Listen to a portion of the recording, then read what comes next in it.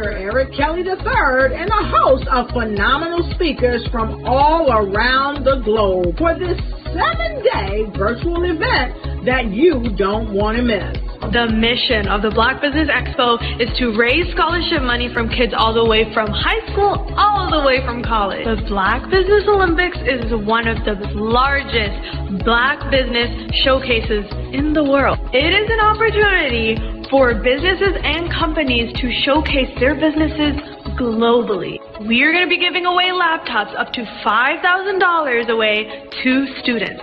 Again, I'm Olivia Appleberry, the founder of 2 Cents Finance and one of the speakers for the expo. I am so excited to see you there. For more info, go to www.blackbusinessexpousa.com or call 919-308-9090 and hope to see you there. I am Black Business. From the moment I wake until the time I sleep. Yes, I am Black Business. I am Black Business. Tell me, are you Black Business? I am Black Business. Do you support Black businesses? Listen, I support Black business because I am Black Business. Black Business Expo, one of the largest business showcases in the history of Black business in the world. The world! Sign up today at www.blackbusinessexpousa.com or call 919-308-9090. I am Black Business. I am Black Business. From the moment I wake until the time I sleep, I am Black Business. I am Black Business. Are you Black Business? I am Black Business. Do you support Black businesses? I support Black business because I am Black business. Black Business Expo, one of the largest business showcases in the history of Black America in North Carolina. Join Dr. Eric Kelly III and a host of phenomenal speakers from all around the globe for this 7-day virtual event that you don't want to miss. The mission of the Black Business Expo is to raise scholarship money from kids all the way from high school all the way from college. The Black Business Olympics is one of the largest Black business showcases in the world. It is an opportunity for businesses and companies to showcase their businesses globally. We are going to be giving away laptops up to $5,000 away to students. Again, I'm Olivia Appleberry, the founder of 2 Cents Finance and one of the speakers for the expo. I am so excited to see you there. For more info, go to www.blackbusinessexpousa.com or call 919-308-9090 and hope to see you there. I am Black Business. From the moment I wake until the time I sleep. Yes, I am Black Business. I am Black Business. Tell me, are you Black Business? Black Business Expo, one of the largest business showcases in the history of Black business in the world.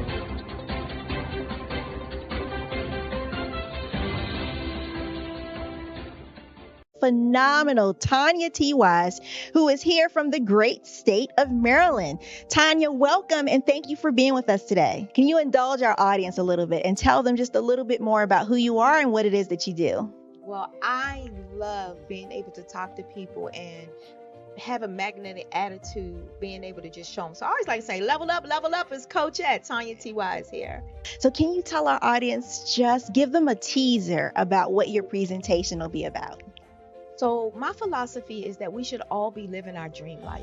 So tomorrow I'm going to talk about how you start living your dream life. What are some of the things that you thought about in your childhood that you just kind of let go and dormant? Wow. And I want to reignite that and just give you some pointers and some tips, some tools, some strategies to be able to start living your best life now. And guess what, Wanda? And leave an inheritance for your legacy. Oh my goodness. Okay, I know that's resonating with a lot of people. I've heard that you have a dynamic coaching program. Can you tell us a little bit more about that? Absolutely. So our coaching program help people that have the lack of time, that lack strategies, and lack the confidence to go after their dream life. So we help them implement tools, we help them implement strategies, as well as give them resources so that they can live their best life now and leave that inheritance. Wow. Oh, I love that. I love the leave the inheritance part. Listen, you are dropping some major nuggets, and I know a lot of what you're saying is resonating with a lot of people, but I think we're all curious. How did you even make this transition into the speaking and coaching arena? What's the story behind this? So I started out in finance, and I realized that a lot of people don't necessarily go after their dream life because of the lack of finances or the education behind finances. But it wasn't until I lost my firstborn, my only son, that life changed for me. And where I was going after it all, living the corporate life, hit my 6-figure income and living in my dream house with my dream man, driving my dream car. I nearly lost it all when I lost my son. And so I realized it only takes one financial catastrophe that can change your entire life. That's what made me start All New Beginnings. Because no matter what's going on in life, there's a new beginning. And because of that, we develop a program called Wise Minded. My little slogan is, don't just dream it, let's live it. If they want to connect with you or work with you, what is the best ways for them to be able to do that? Well, for my social media guru, you can connect with me on every single social media platform as Tanya T. Wise. What if you could build your own city? A place where every child can find nurturing people to help them achieve their full potential. A place where every adult can access job training support. Where health education is abundant. Where social justice ruled the land. A place without limitations. Welcome. You have arrived at STEM City USA. It is what every city should be. A safe and trusted community where you find people and resources to help you become everything you are and beyond.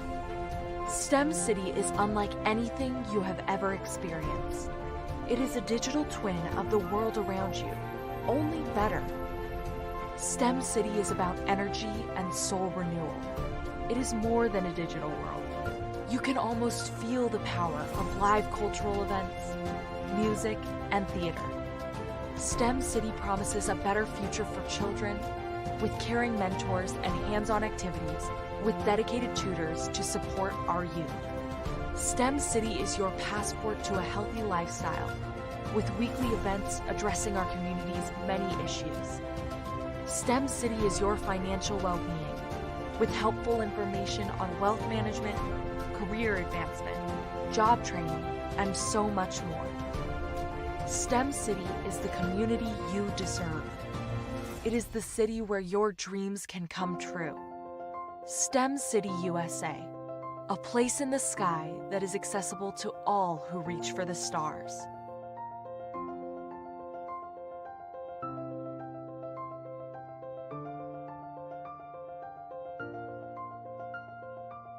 Artist to me is a creative expression of something from nothing.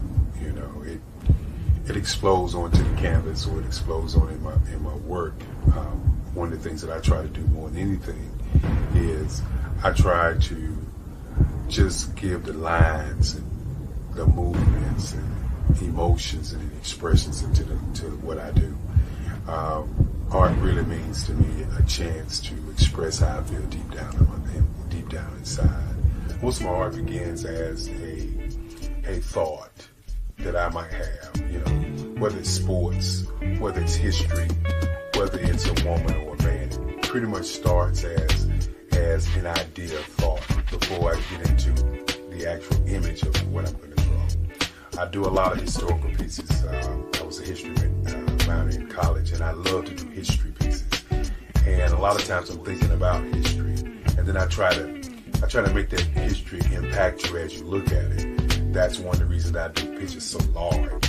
People ask me, why do I do pictures so big? And I tell them, I want the piece to impact them as they're looking at it, to kind of dominate them, dominate their space. And most of my pieces I try to do off page. I don't try to do anything that's going to be in those four corners or in a square. And I want your imagination to be a part of the piece that you're looking at.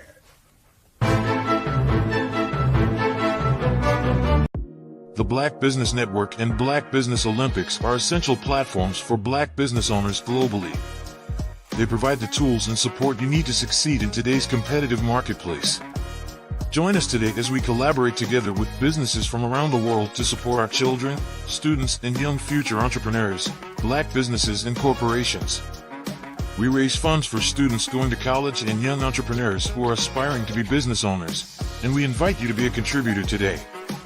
Visit the website www.blackbusinessexpousa.com to connect with and learn more about how the Black Business Network and Black Business Olympics can help you not only share your amazing business story to businesses, but also serve future generations. Hello, my name is David Jones, CEO and co-founder of the Hello LLC, where we help businesses build a culture, brand and experience, and leverage technology to pivot into Web3. Join the Black Business Network streaming live into Roku, Metaverse, STEM City, Black Multiverse Enterprises, Hulu, YouTube, iHeartRadio, Apple, Facebook, LinkedIn, Spotify, Twitch, and Google Podcasts. Tune in, turn on, and let's thrive.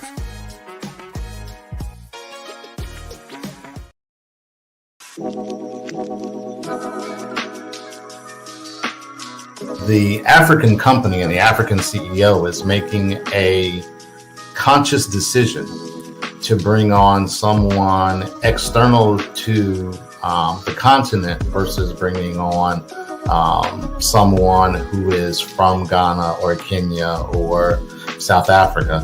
And so the skill sets of the people that we take through our executive leadership training program and ultimately on the placement, obviously have to be extremely high caliber. So what we look for are corporate executives at the vice president to C-suite level, as well as Black entrepreneurs.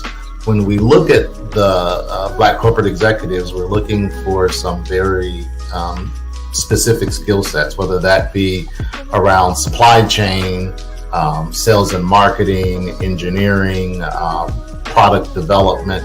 We want our folks to be able to add immediate value to the corporate board, right? And the other thing is, even if they don't necessarily have specific industry experience, they're bringing a diversity of thought.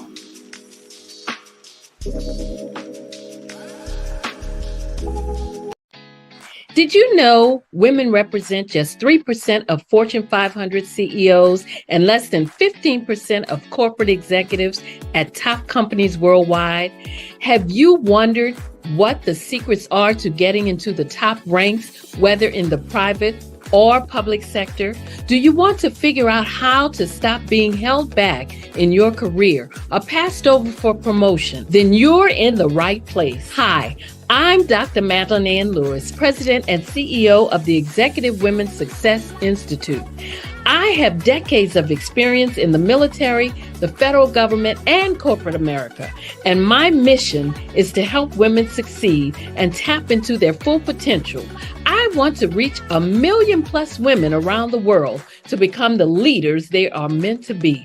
So if you want to move into a management or executive level position, or maybe you are a female veteran transitioning out of the military into business entrepreneurship, then reach out to the Executive Women's Success Institute at 301-693-3284. Let us get you on the fast track to success.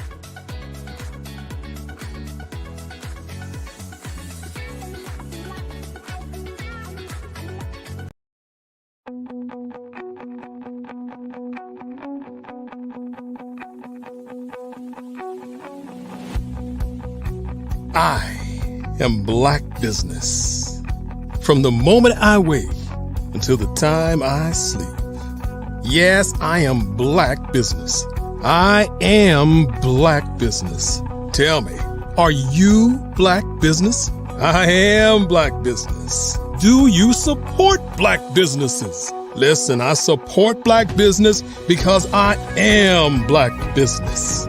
Black Business Expo, one of the largest business showcases in the history of Black business in the world. The world!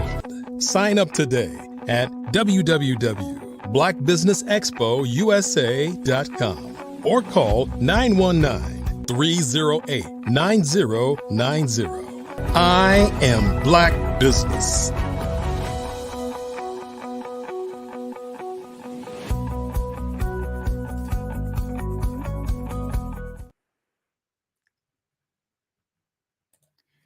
Great day, business owners, entrepreneurs, thought leaders, and corporations. Welcome to the Black Business Network.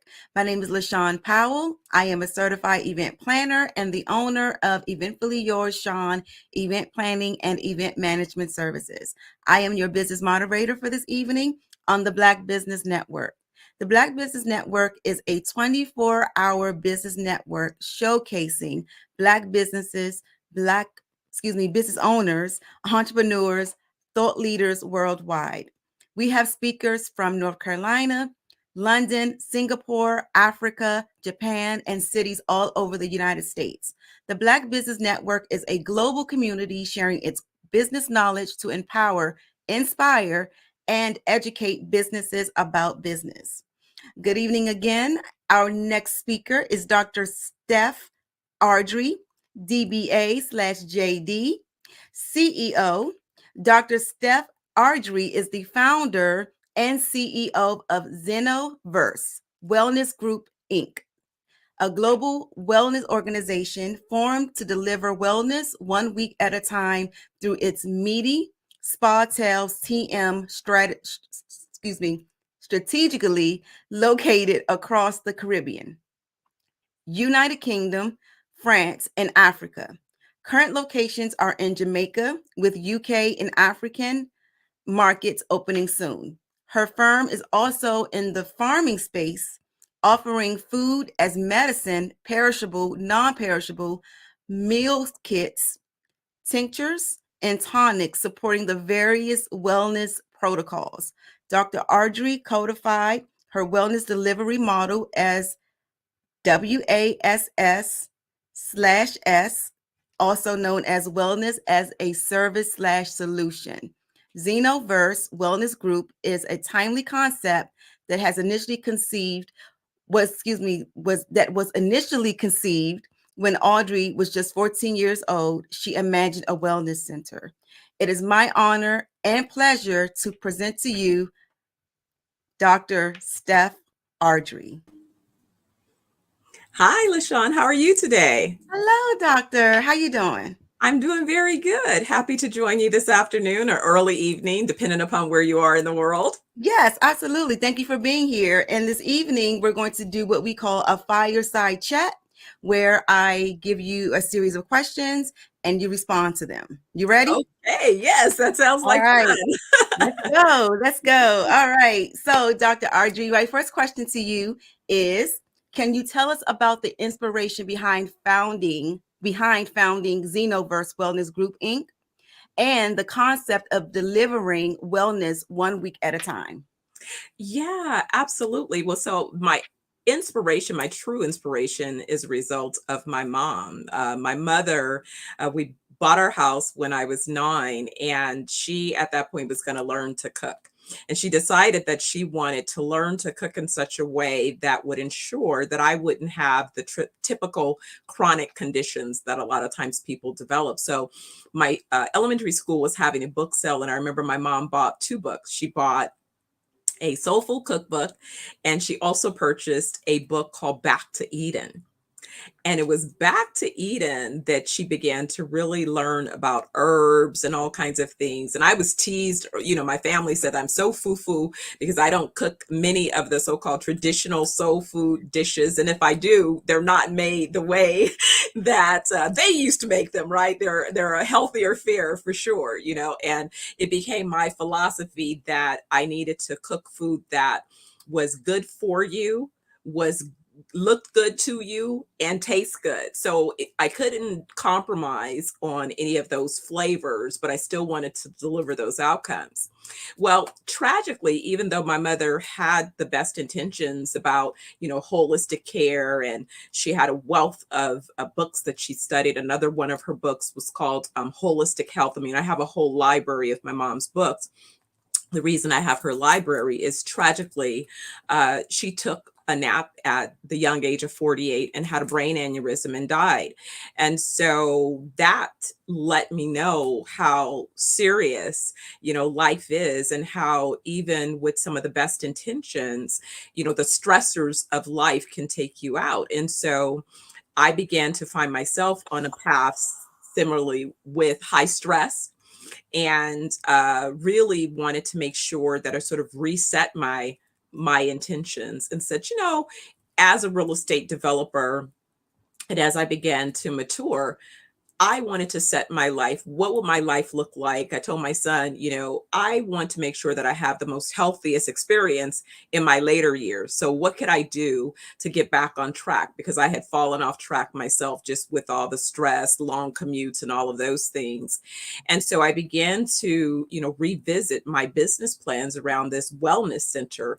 And it was COVID that put us on hold and allowed me to go to Jamaica. And it was there that I met Dr. Aubrey Oliver, who's a functional medicine physician. And so he was working on wellness and I was working on wellness, and it looked like, let's put our business plans together. And it was really me asking him, if we only have guests that come and they think they're well, and that's fine, what's the minimal amount of time that we can have them spend with us so that we can, make an improvement on their life? And he said, about 7 days. And so that's when I started working on codifying what a 7-day wellness program would look like and feel like, and the type of experiences that people could have within that timeline. Okay. Listen, I'm impressed. I love your journey. I love how you was in the right place at the right time to collaborate, with your partner and put your business plans together. That's so awesome, Dr. Audrey. I'm very, very impressed. So congratulations on that. Thank you. I think it really was, you set sometimes intentions. And that was one of the things that my mother encouraged me to do very early. I always was interested in business. In fact, I had set the intention for this business around 9. I used to play business, and I told her I was going to be an international business tycoon. And she said, okay. And even though she didn't know exactly how it was going to all take shape, one thing that I realized is that I'd gone along the journey, had built businesses, had exited those businesses. And after her passing, the year after her passing, I became a mother myself. And so because I realized that I liked to, global companies, the company that I had before, we had 8 offices. So I was always on the road. And now without my mom and now having a son, I realized that I wanted to raise him. And so I wouldn't go back into business until I got him up into adulthood. And so this business, I started nurturing and putting together all the pieces of the plan. And, but I put on my vision board really the year that I met Dr. Oliver, that I wanted a physician that was competent around more alternative treatment protocols, and in particular, who knew something about cannabis. I was just learning a lot about medicinal cannabis, as well as psilocybins for post-traumatic stress disorder. And I was studying all of these other things. And I said, I wish I could meet someone that really, and I just put it on my vision board. And lo and behold, later that year, I went to a meeting that I really wasn't even a guest invited to, didn't know the topic of the meeting, but that's where we met, so I know that there's divine intervention when you set your mind to an intention that is for the greater good. Absolutely. Them vision boards are powerful. I'm telling you, they are Yeah. powerful. Yes. Yes, ma'am. All right. So the second question is, what led you to establish Medi Spa Tales TM across various locations, including the Caribbean, United Kingdom, France, and Africa? And that's great. And so what happened is along my journey as a real estate developer, and I've always had, a vision. I've been a visionary. In Before I entered the space, I knew that I wanted to be a mixed use real estate developer because I saw the benefit of urban markets. And I knew that it was important that when you develop, so I was an urban infill developer. We specialized in luxury apartments, big luxury, exclusive apartments in upscale market rate communities. But I saw an opportunity to, development, you always are going to be redeveloping communities because when you look at migration patterns and things of that nature, at one point downtowns are popular and in vogue, and sometimes then people move on to the suburbs. But then I noticed that the boomers, as they became empty nesters, wanted to be closer to activities, entertainment, and all of those things. And so it was 2010 when the financial markets in the U.S. began to collapse around residential housing. There was a big brouhaha, if you will, in terms of what had happened. And at that time, our core business was around. I was with an organization where we had strip centers, malls, and we were converting them. I was subdividing the airspace to create condos. And the markets had dried up. And so nobody wanted to put money in housing at that moment. So I found myself basically out of a job. And I thought about it and I looked at my other colleagues. A good friend of mine was an architect and did a lot of hospitals and stuff. And I said, I don't really want to do hospitals, but I do need to do something that has a medical, connection because the boomers are aging and they're going to be so I was thinking about, who would my market be and what would be some of their needs. But more importantly, they're one of the wealthier generational cohorts, and they're living longer and all of those things. And so I started putting together this idea of what would a medically supported kind of environment without being really medical per se, or where would I want to go if I were going to heal? And I said, it's definitely not a hospital. So I started to create what would a Medi Spa Tale be? And so I designed my own asset class. And I remember going to a hotel developers conference and kind of talking to some of the other brands and realized that I was ahead of the curve, that hotels were going to begin to create new iterations of their properties where they weren't just, it's not just a Marriott, it's not just a St. Regis, but it's themed around a lifestyle. It's themed around creating experiences. And then my study of wellness resorts, typically around the world, Europe being a huge market for wellness resorts, I said, aha, I have my own interpretation of how I would deliver those particular solutions. And so that became, my desire is to extend life, extend wellness, where basically you're having a good time. So, like the traditional person, if you go and book a hotel because you're going for a convention or what have you, why not have healthy options, a whole cleanse, detox, meditation, and all of that integrated as part of your experience as well. It's fully immersive. And you leave that place having gained whatever the thought leadership is that you're pursuing, but you also feel better. So that was the real thought and impetus behind this idea. And Jamaica became obvious because that was the first place that I noticed my significant healing and just where it sits in the world. And I'm like, oh my God, there's something about Jamaica that, I can't bring to you. I have to bring you there, but you have to have the full experience. Okay. Well, listen, I haven't been to Jamaica yet, so maybe this would be a pathway for me to get there. Absolutely. Well, let me tell you, I'll just give you a forewarn.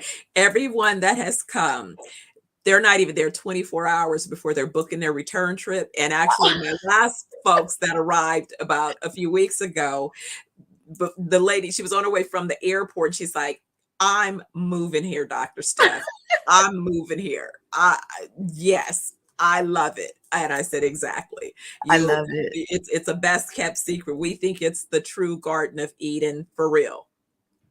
I love it. I absolutely love it. I love the work that you're doing. And I know we say this all the time, but I generally mean this. Your work actually means something. It actually contributes to the overall wellness of the human race. I mean, because, with all these unhealthy options that we have, and, how we're eating, and how we, lack of sleep, and, not exercising, we definitely need a medi spa. And I love that term. Did you come up with that term? I did. That's a trademark. Yeah, I that's love the it. PM is trademark. It's my concept. It's my asset class. Yes, Got absolutely. it. Okay. Yes. I love that. A medi spa. I love that. Yeah. Okay. Yeah. All right. So the next question is, how do you envision Xenoverse Wellness Group impacting global wellness initiatives? Absolutely. Thank you. That's such a very wonderful question. And so I like to think of myself again, I think it's important. I always tell entrepreneurs, you want to have an idea of an organization that sort of reflects your vision. And so the organization that I selected that I felt was closely aligned with where I was going is the Marriott Corporation. And if you know anything about their organization, although they're a publicly traded company, they have a portfolio of different brands, probably about 20 to 30 different brands. They own St. Regis, W, Ritz-Carlton. Of course, they have Marriott, and then they have other brands in different classes. So I too have built 3 initial brands in our portfolio, as well as we have an IP portfolio of probably about another 20 or 30 different brands that I've developed. Before I was in real estate development, I owned a highly successful advertising and marketing communications agency where I provide solutions and strategies to Fortune 500 organizations, governments, and others around really branding and understanding not only business to consumer, but business to business and business to organizational type markets. So that foundation was what I built upon in my, entering into this space, where you're creating space, you're creating places, right? Where people live, work, and play is what I used to say. And then I added live, work, heal, and play as part of our intention. So my initial brands, again, like I said, coming out of Jamaica, but really having a global emphasis, had a lot to do with not only my interests, but also Dr. Oliver having a strong footprint in markets. He has patients around the world. He's been a nomadic type physician, so he has patients in US, Jamaica, Canada, London, Africa. We have a location. We opened up our business in South Africa. And so, just developing all of those things, but along with it, wanting to make sure that we would have a robust supply chain of truly organic fruits, vegetables, and nutritional supplements, because that's really what I see is void for most people, is that you're consuming highly toxic foods. The SAD diet is just that, sad. And it doesn't take me to say it, just look around. Look around, look around, look around, look around. I've been at funerals, left and right. And it's amazing that most of these people that are checking out are under 60. And then a few, just barely over 60, when full life is 120 years and beyond. So if you look at the data on the blue zones around the world and you glean insight about what the practices are, what the nutritional focuses are, what even the lifestyle traditions are for those who are experiencing full life, then it says to me, and then when I think about even the elders in my family, I lost my mother at 48, my father died at 57, yet my grandparents and my great-grands, they made it well into their 90s, close to 100, and same thing for Dr. Oliver. His grandfather was, right at 100 years old. So when we've seen full life, and then you see the young folks, dying, and it's not just about dying that is such a loss, but think about if you live a full life and you can pass on your knowledge to 2 or 3 generations within your family, you're able to change their whole existence. Parents serve a function, but grandparents and great grandparents add a significant value to the legacy. So we need to be healthy. And we need to have all our mental faculties. And that's the other part is, these folks are functioning mentally. They're not struggling with dementia or early Alzheimer's. They are actually thinking and just as lucid, and running and, living their best life. And so that's what I imagine. I can totally relate to that. My mom, she passed away by an aneurysm as well. Wow. And Dr. Audrey, she was only 42. Wow. And it took me years to realize how young she was. Yeah. Like I'm 44. Yes. She was only 42. Exactly. That is young. Yes. And my grandmom, she lived until she was 90. Yes. So I see the contrast there. I see it. And so I can totally relate to what you just said about, our grandparents and our great grandparents, how they survive or how they are living. That's our legacy, that it means something to call your great grandmother on the phone and ask questions about your family history and get to know them, opposed to not getting the chance to sit down with them and to pick their brains about different things on their perspective and how they look at things, to pour into you so you can grow and develop and be a better mother, sister, wife, or whatever. Absolutely.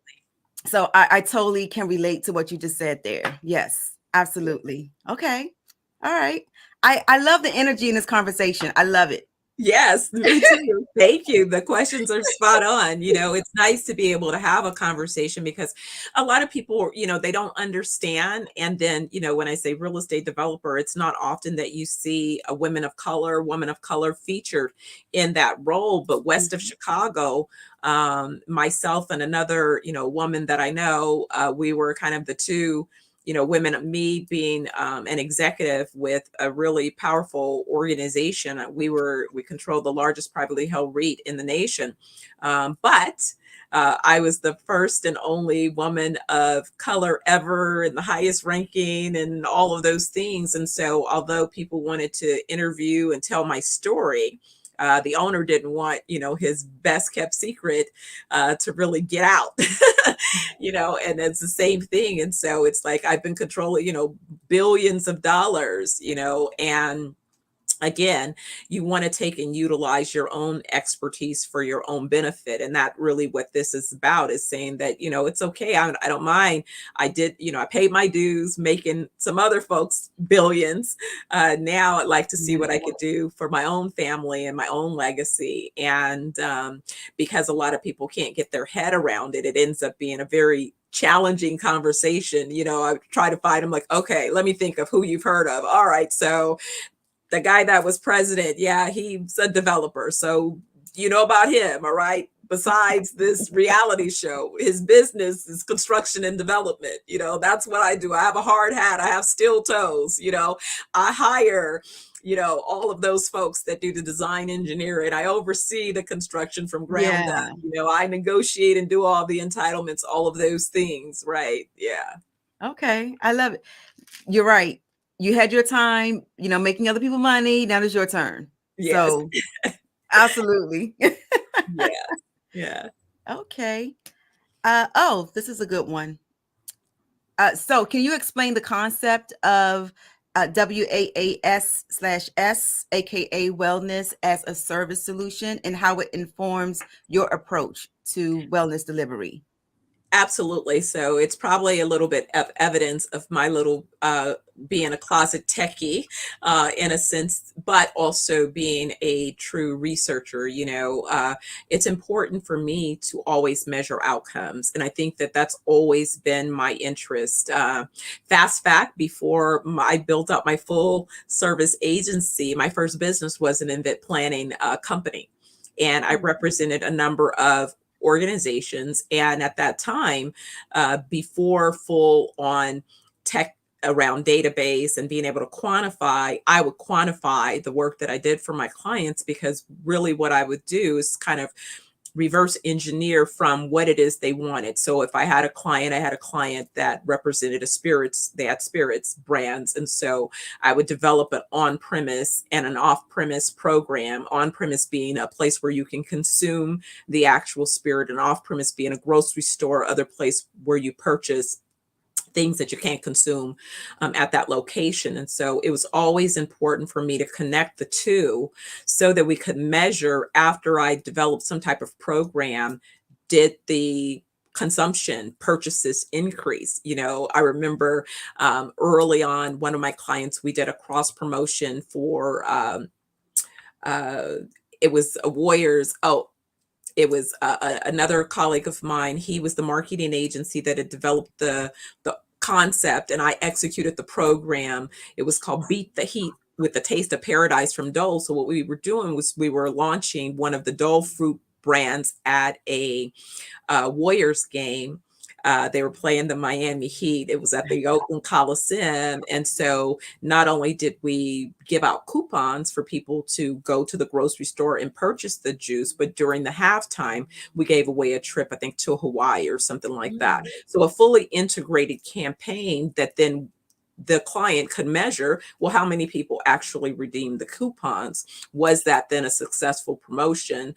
Did that brand get to market? How did that brand perform in market? So it's kind of been that reality. So with the wellness, I wanted a way to do that as well. So I've created technology that will allow us to track all of our protocols. So if you come for a wellness week, the first thing that we do is do an assessment of you. It's a non-invasive, but it reads the performance of all of your organs.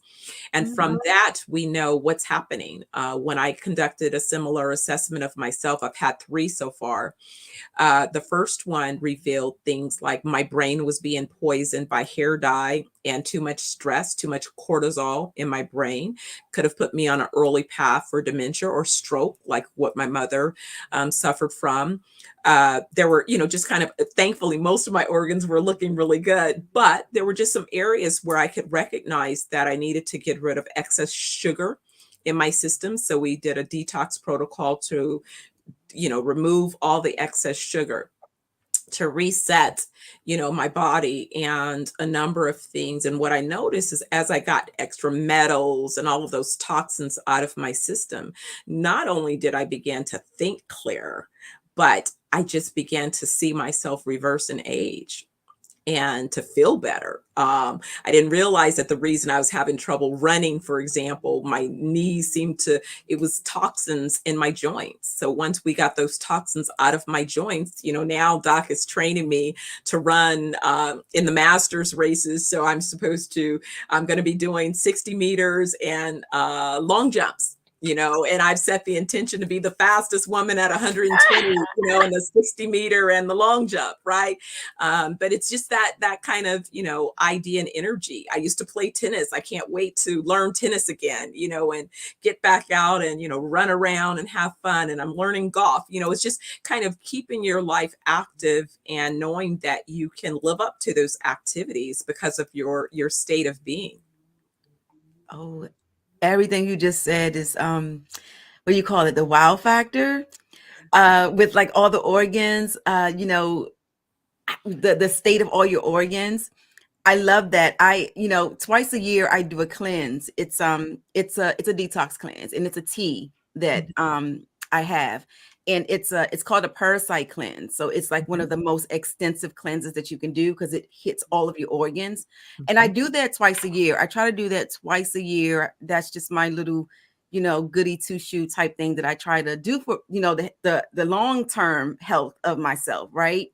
But I know it's so much more that I can be doing. And I know that for a fact, doctor. So I applaud you for even doing it twice a year, because I'm telling you, a lot of people don't have a detox regimen at all. And so, twice a year is great. That's a great, foundational start. There's people who've never detoxed their bodies. Yeah. And it's like, wow, can you imagine just if you think, pipes in your home, right? They eventually clog up with waste. So Yes.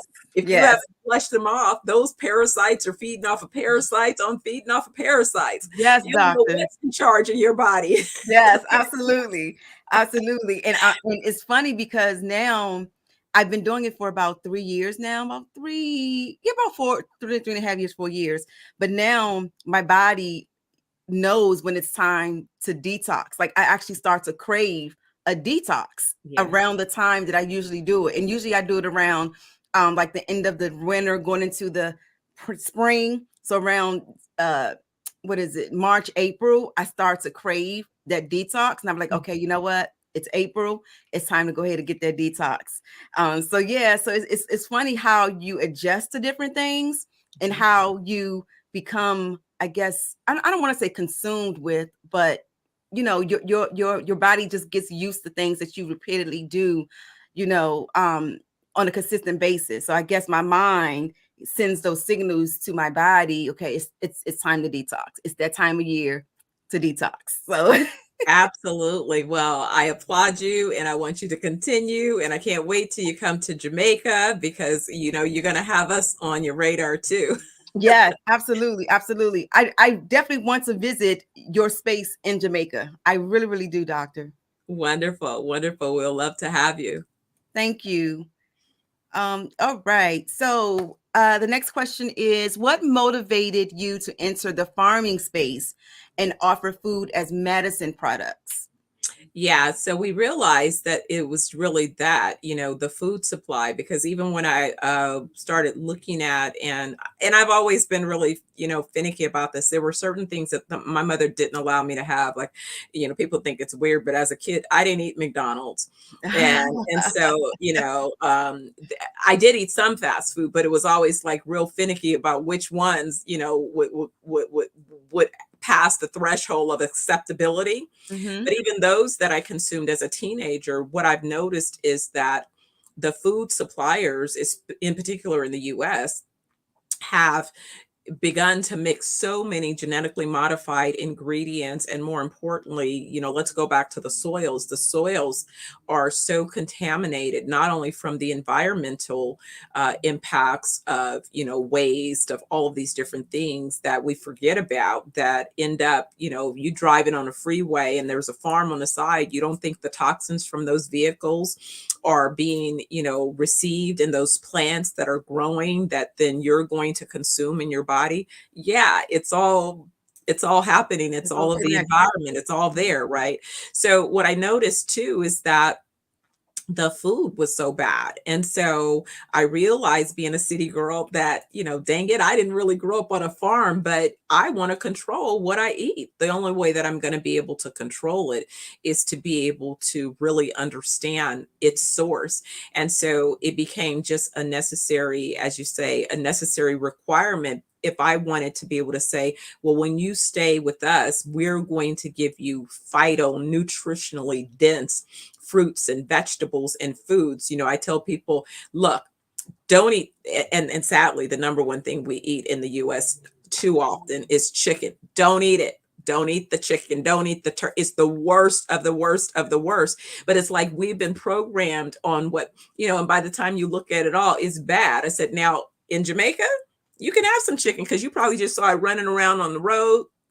That beef, you saw it on the side free eating the vegetables. So that it was eating green, nutritionally dense ingredients. So now then think about that when you're consuming, but again, understanding in moderation, but more importantly, understanding what is specific for your body, because that's really what the whole codification of our treatment protocol is about, allowing us to understand what you need, because what you need is different than what I need. And also recognizing that many of us, our first introduction to nutrition was in the womb. So what was our mom eating at the time that she was carrying us, and what was influencing her thoughts at that particular time, and how then has that framed our relationship with nutrition? And so understanding that, and that's an individual kind of thing. And so the ability of technology allowing us to both be, if you will, scalable, but also able to personalize your wellness journey based on your particular desires and recognizing your particular needs. And so being able to provide our tinctures, our tonics, and our herbal remedies, which is, a combination of what it is that we rely upon, but we want to make sure that from seeds to souls, we can stand by and certify, the value and the quality of what it is you're consuming. Okay. All right. So what I just took away from what you just said is the thing about chicken, because I don't consume pork, right? I don't do pork, and I only do beef, like maybe like red meat, like once in a while, but that's not part of my everyday, menu or my everyday regimen. But chicken is something that my family and I consume a lot. Oh, So it's worse because it's been so modified, and what we're seeing is sadly a tremendous increase in prostate and other female related conditions, cancer. And it's because the chicken is so full of hormone. Chicken and turkey, like I had replaced beef with turkey. I threw all that stuff out. I remember the first time I walked through and even my so-called nutritional supplements. I remember the first time that Doc was going through what I said, these are the things that I was taking. I've taken a picture of all the labels and basically throw it all out. Throw it all out, because by the time, if you can't read the ingredients, if you have to look up the ingredients, and that's really what he'll look up the ingredient. But what most people don't understand is, even if you understand that it's poison, you don't understand how it's impacting you specifically in your body. And that was the beauty of having his insight. He says, well, that's going to do this, this, and this. Is like, oh my God, I don't want to do that. Wow. To do that. So that's kind of the brilliance in someone who is really offering you a holistic approach. And that's what we focus on is, mind, body, and soul, but recognizing that our bodies are, definitely high performance machines. They're more, they're more qualified, more capable than, the highest, best put together computer. But you must provide your body with what it needs in order for it to heal itself. Yeah. Exactly. And to function at its intended level of performance. And so it meant that, we need to be in control of what it is we're consuming, and we need to help farmers who ended up contaminating their soils through the various pesticides and all of those things, find ways to renew those farms and return them to an organic status. Yeah, for sure. I try. I try my bestest to I guess eat the right thing, or not eat as bad as I could eat, be a little bit more conscious of, the options that I have, and no, I don't want this, but I want that. No, I shouldn't eat this. I should eat that. So I try. The older I get, the more disciplined I try to become, as far as like, not eating junk food, and, my daily water intake, and, all of that good stuff. So I try, doctor. But like I said, I know it's more that I could be doing, but for now, I try. Absolutely. I mean, I think that, I was explaining this to someone, and that's why I was saying, that's why you have to just come for a wellness week. Look, because we have an opportunity to, introduce you to some nutritionally dense things. But then that's also why I built out, if you will, I'm building out our supply chain so that when you go back home, how do I maintain this? Well, that's where being able to have our semi-perishables and our meal kits available by subscription, so that you can continue to find your way to some of those things that you find to be really helpful and beneficial for you. Doc came back from London with some great minerals. He was with one of the doctors that researched these minerals and their ability to be consumed at a nano level. And being able to have that kind of input really makes a difference in terms of your wellness. So making sure that you're getting access to nutritional supplements that really are adding value to your wellness.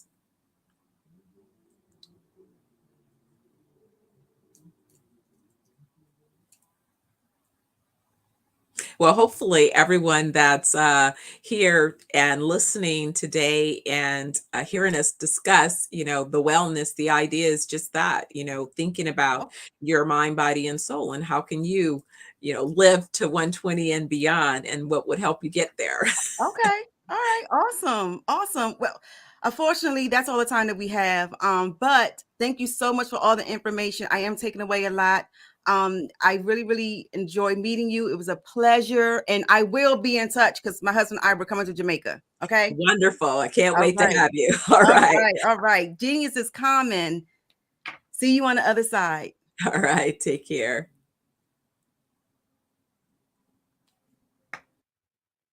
All right, that was a very, very good conversation.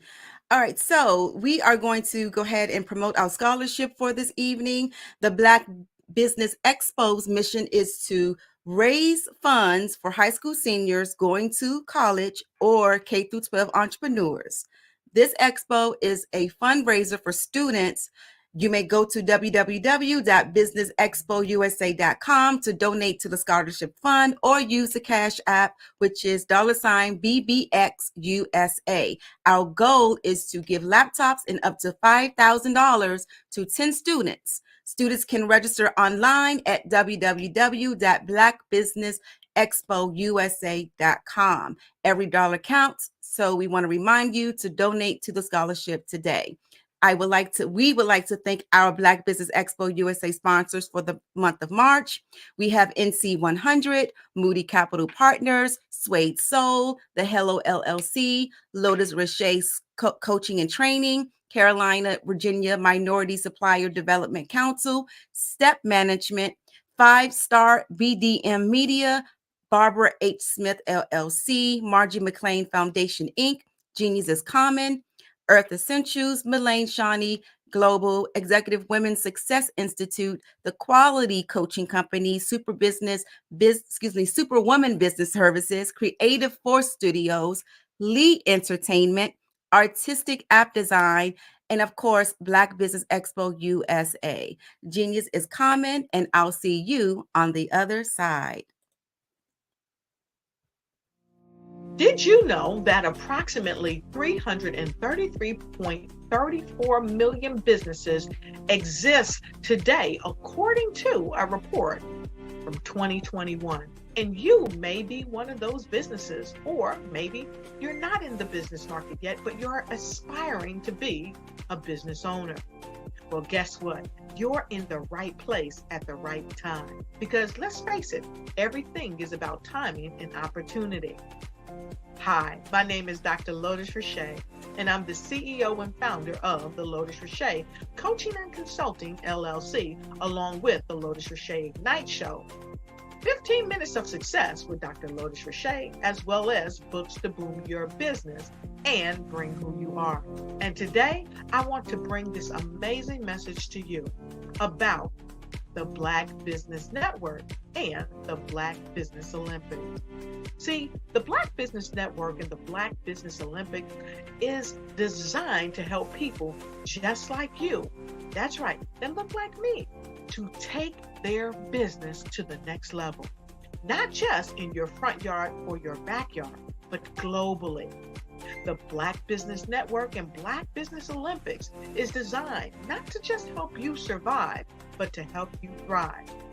So join us today as we come together with businesses all around the world to support our students, our children, our young teens, our young entrepreneurs. What we do is we come together to help raise funds for students who are aspiring to be business entrepreneurs, who are aspiring and who are thriving in college. We endow them with a wonderful opportunity to gain scholarship of either a laptop, or several thousands of dollars. And we invite you to help be a contributor to this amazing opportunity to help someone that looks just like you. So join us today at our website and let us connect with you and help you ignite and take flight in every area of your life on the Black Business Network and the Black Business Olympics. I'll see you on the other side.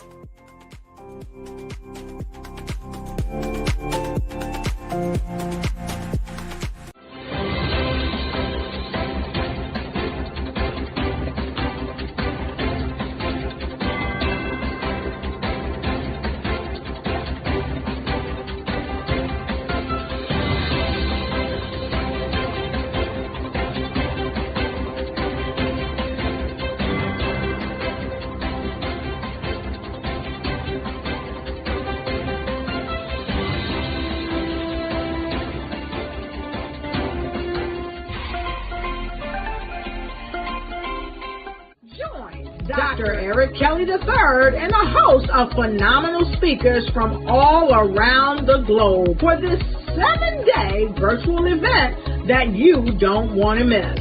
The mission of the Black Business Expo is to raise scholarship money from kids all the way from high school, all the way from college. The Black Business Olympics is one of the largest Black business showcases in the world. It is an opportunity for businesses and companies to showcase their businesses globally. We are going to be giving away laptops up to $5,000 away to students.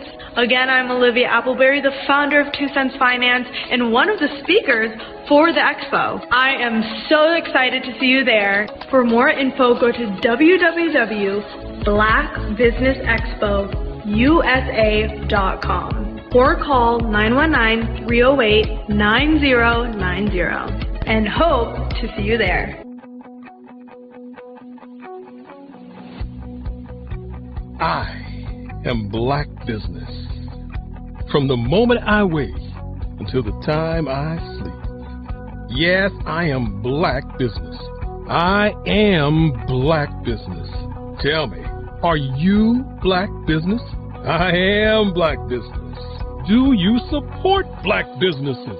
Listen, I support Black business because I am Black Business. Black Business Expo, one of the largest business showcases in the history of Black business in the world. The world! Sign up today at www.blackbusinessexpousa.com or call 919-308-9090. I am Black Business. I am Black Business. From the moment I wake until the time I sleep, I am Black Business. I am Black Business. Are you Black Business? I am Black Business. Do you support Black businesses? I support Black business because I am Black Business. Black Business Expo, one of the largest business showcases in the history of Black America in North Carolina. Join Dr. Eric Kelly III and a host of phenomenal speakers from all around the globe for this 7-day virtual event that you don't want to miss. The mission of the Black Business Expo is to raise scholarship money from kids all the way from high school, all the way from college. The Black Business Olympics is one of the largest Black business showcases in the world. It is an opportunity for businesses and companies to showcase their businesses globally. We are going to be giving away laptops up to $5,000 away to students. Again, I'm Olivia Appleberry, the founder of 2 Cents Finance and one of the speakers for the expo. I am so excited to see you there. For more info, go to www.blackbusinessexpousa.com or call 919-308-9090 and hope to see you there. I am Black Business. From the moment I wake until the time I sleep. Yes, I am Black Business. I am Black Business. Tell me, are you Black Business? Black Business Expo, one of the largest business showcases in the history of Black business in the world.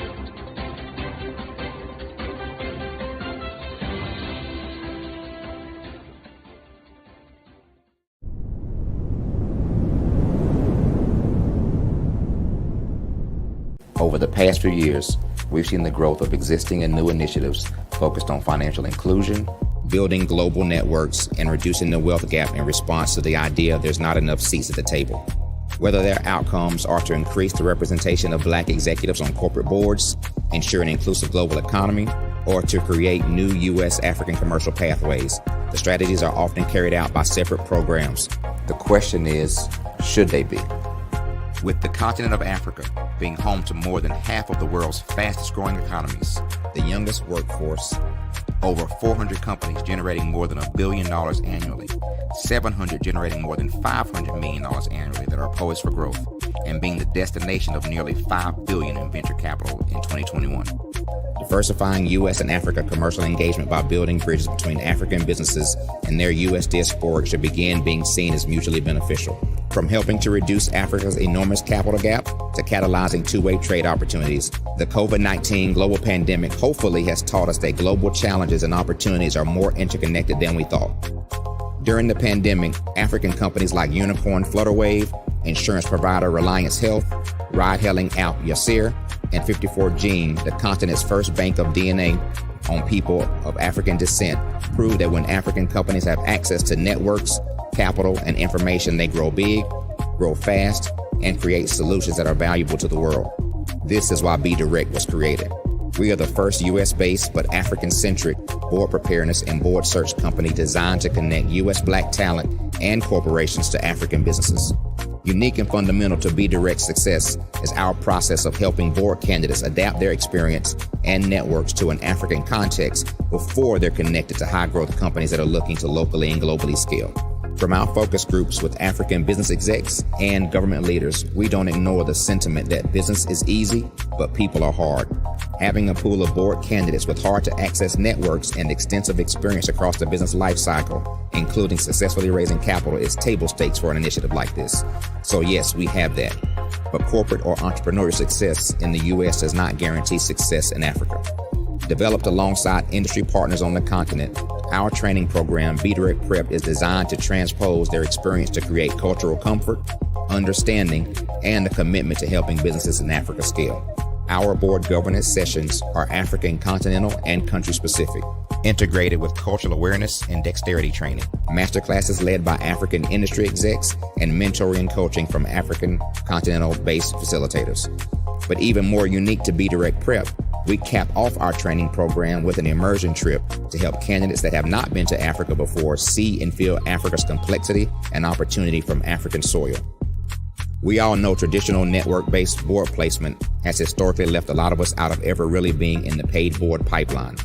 Our strategy supports the work of many great organizations that are successfully filling seats at U.S. board tables by creating more tables for those that are still left on the sideline. It's time to start seeing the role and value of U.S. Black talent and businesses on the continent of Africa differently. Old perceptions and habits limit economic inclusion. Let's transition Black talent and the African businesses they will support from the periphery of the global economy to its core. Living in a global lockdown, we all know now how fast local and global economies can change, and see the value of having businesses that hire, strengthen local value chains, and even grow globally. Status quo in any form holds back progress. We must democratize U.S.-Africa commercial engagement by socially and economically connecting cultures that have long been disconnected. It's time for Africa's U.S. diaspora to redefine their global value by helping African businesses scale continentally and globally.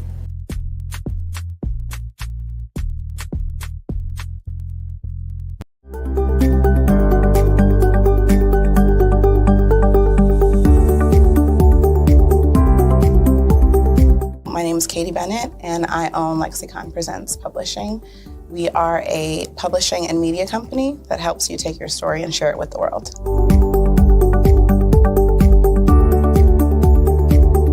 You know, for a while, I just had my family telling me to just hang it up, get over it, you know, and I had no support. And it was in your program that I really understood the necessity for having that help, having that support.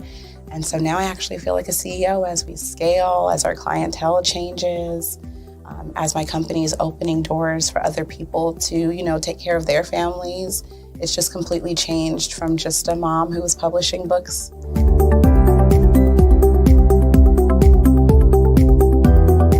I was at a point where my job, although it was paying really well, wasn't enough. And my business was always in the red, and I was tired of it. And so I came in just hoping to get some sort of help to just not end up in the red every month.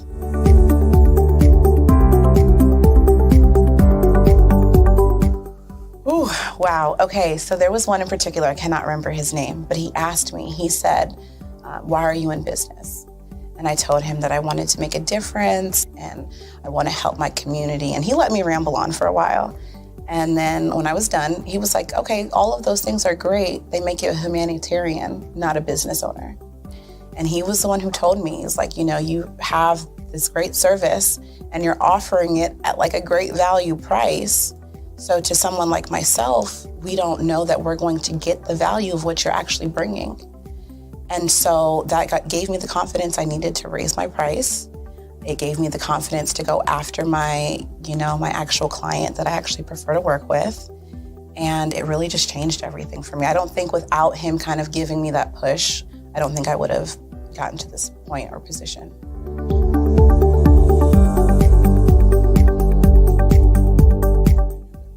Wow, the benefits is just having a coach that holds you accountable. They set goals with you.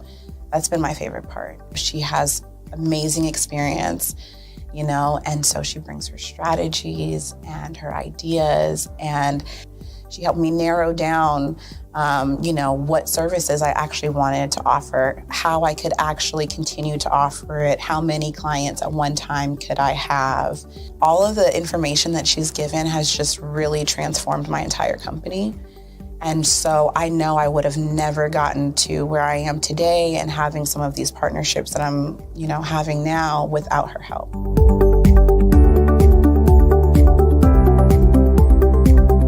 You're going to get information that you're not going to find on YouTube. You actually take the time to strategically give us the information, then give us time to actually apply it. I would also say that so that you're not just out on a ledge alone trying to figure this out. Like, you deserve to be in a community with other people who also want to grow their business.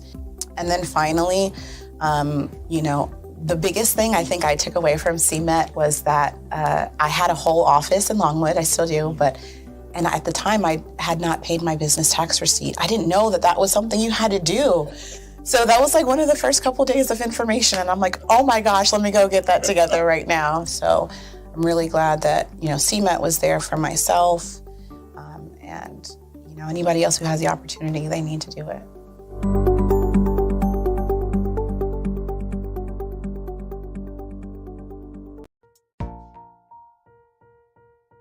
Have you ever seen a parent stressed out and needed a stress reliever with their child? One morning I was coming out of a store and saw a mother and her 3 or 4-year-old son. She was highly upset, actually beginning to yell at him. However, the more upset she became, it seemed the calmer the child became. He sat down on the sidewalk, crisscross applesauce, folded his arms, and looked up at her with a smile. You see, the angrier she became, the calmer he became, because he had the control of the situation. Hi, I'm Frizelma Lynn. I am the CEO and founder of Frizelma Teaching Parents, LLC. I'm a retired teacher, school district administrator, an author, speaker, and I am the parenting 911 coach. My mission is to rescue families by equipping parents with proven, effective, and practical strategies to enhance their parenting skills. Many times we as a society expect parents to teach, train, and raise their children without providing the necessary tools they need to accomplish this. However, parenting issues cannot be resolved without intervention.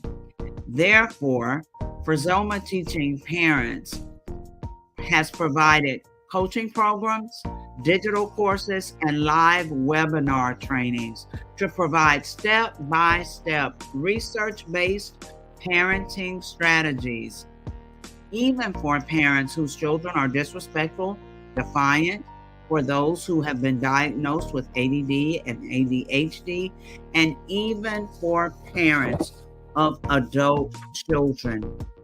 No longer will you have the need to feel like you are a failure as a parent. You'll now have the tools needed for each situation. Trust me on this one. Go to www.parenting911.org. Book a 15-minute strategy session with me or choose one of the coaching programs. Our training helps parents relieve stress.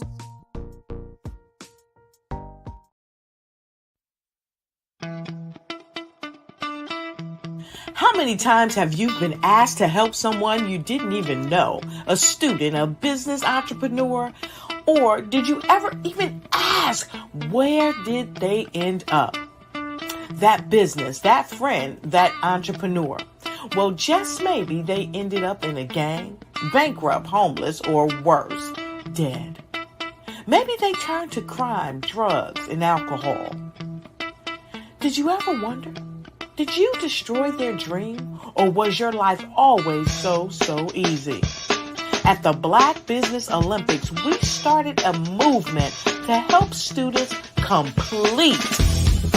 Give them hope and foster success. Help them to leave their dreams of providing laptops, computers, and up to $5,000 in scholarship funds. Today, we ask you to help a student, a business owner, or an entrepreneur to realize their dream by sponsoring them, supporting them, and buying from them. Consider this. With $1.6 trillion in our Black community, we only ask for a small donation for our students, our businesses, and our entrepreneurs. And you can change a life today. So I ask you, what are you going to do? Sit on the sideline and watch our students in high school be leaders, miss out on their dream from lack of resources?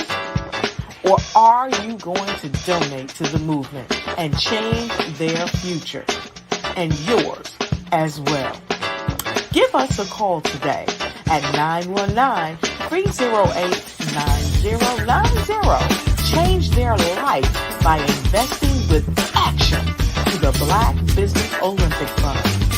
The Black Business Olympics, one of the largest business showcases of Black business in the history of the world.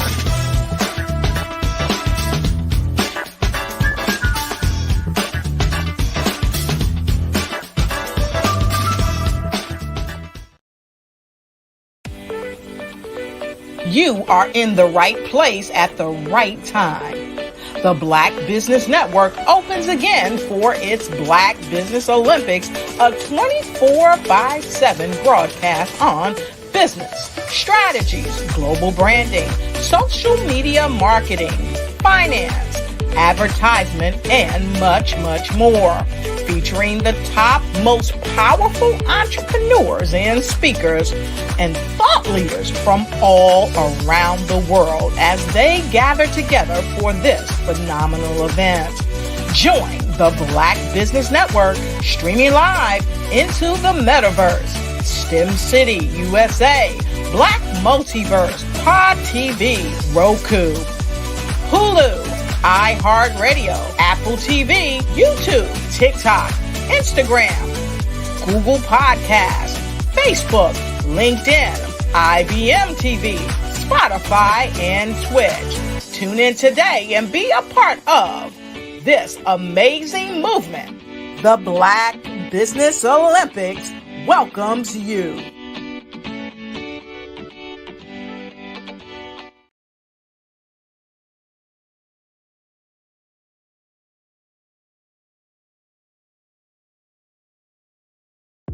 The Black Business Network and Black Business Olympics are essential platforms for Black business owners globally.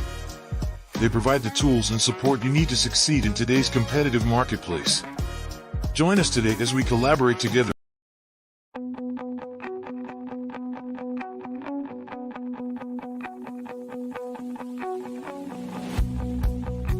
I am Black Business. From the moment I wake until the time I sleep. Yes, I am Black Business. I am Black Business. Tell me, are you Black Business? I am Black Business. Do you support Black businesses? Listen, I support Black business because I am Black Business. Black Business Expo, one of the largest business showcases in the history of Black business in the world. The world! Sign up today at www.blackbusinessexpousa.com or call 919-308-9090. I am Black Business.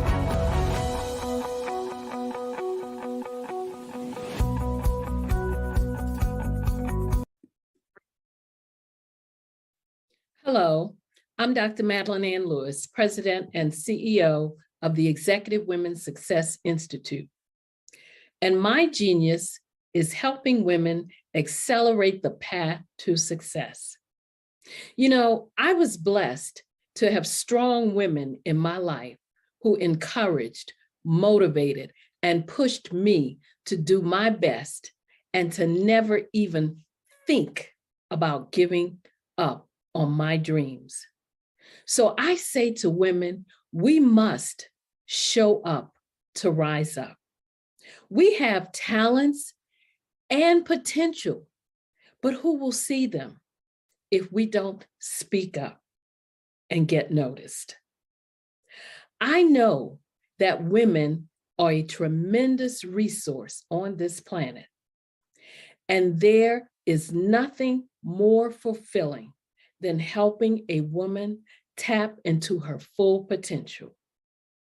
I do this because I want to be a part of helping as many women as I can to show up, to rise up. I do this because genius is common.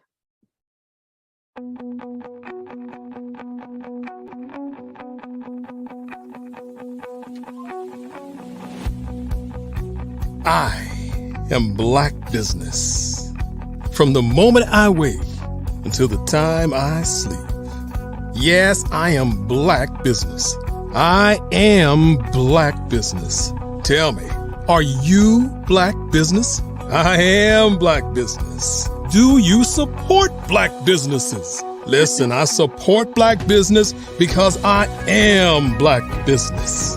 Black Business Expo, one of the largest business showcases in the history of Black business in the world.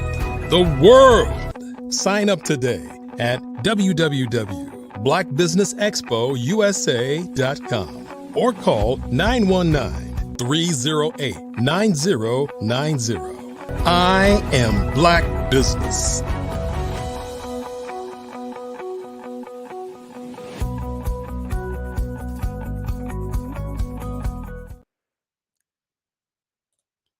Hello, hello, hello. Great day to all my business owners, entrepreneurs, thought leaders, and corporations. Welcome to the Black Business Network. My name is LaShawn Powell.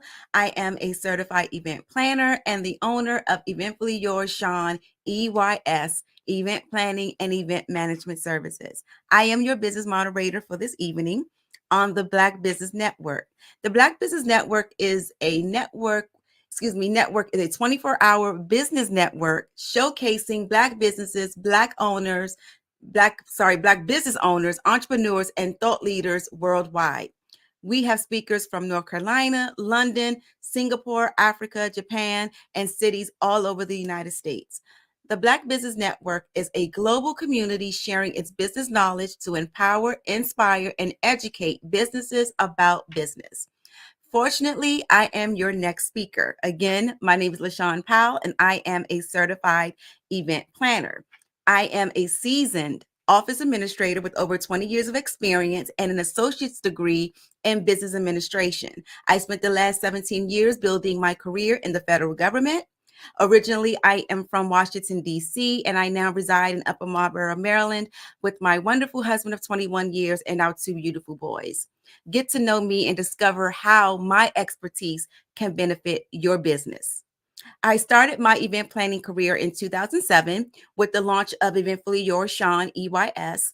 Back then, I established a vast network of event venues, vendors, partners, and clients. Although I didn't continue with the business aspect of event planning, but I still enjoyed planning events for my loved ones. So I was still planning birthday parties, family reunions, business networking events, anniversaries, receptions, retirements, you name it, I was doing it for my loved ones.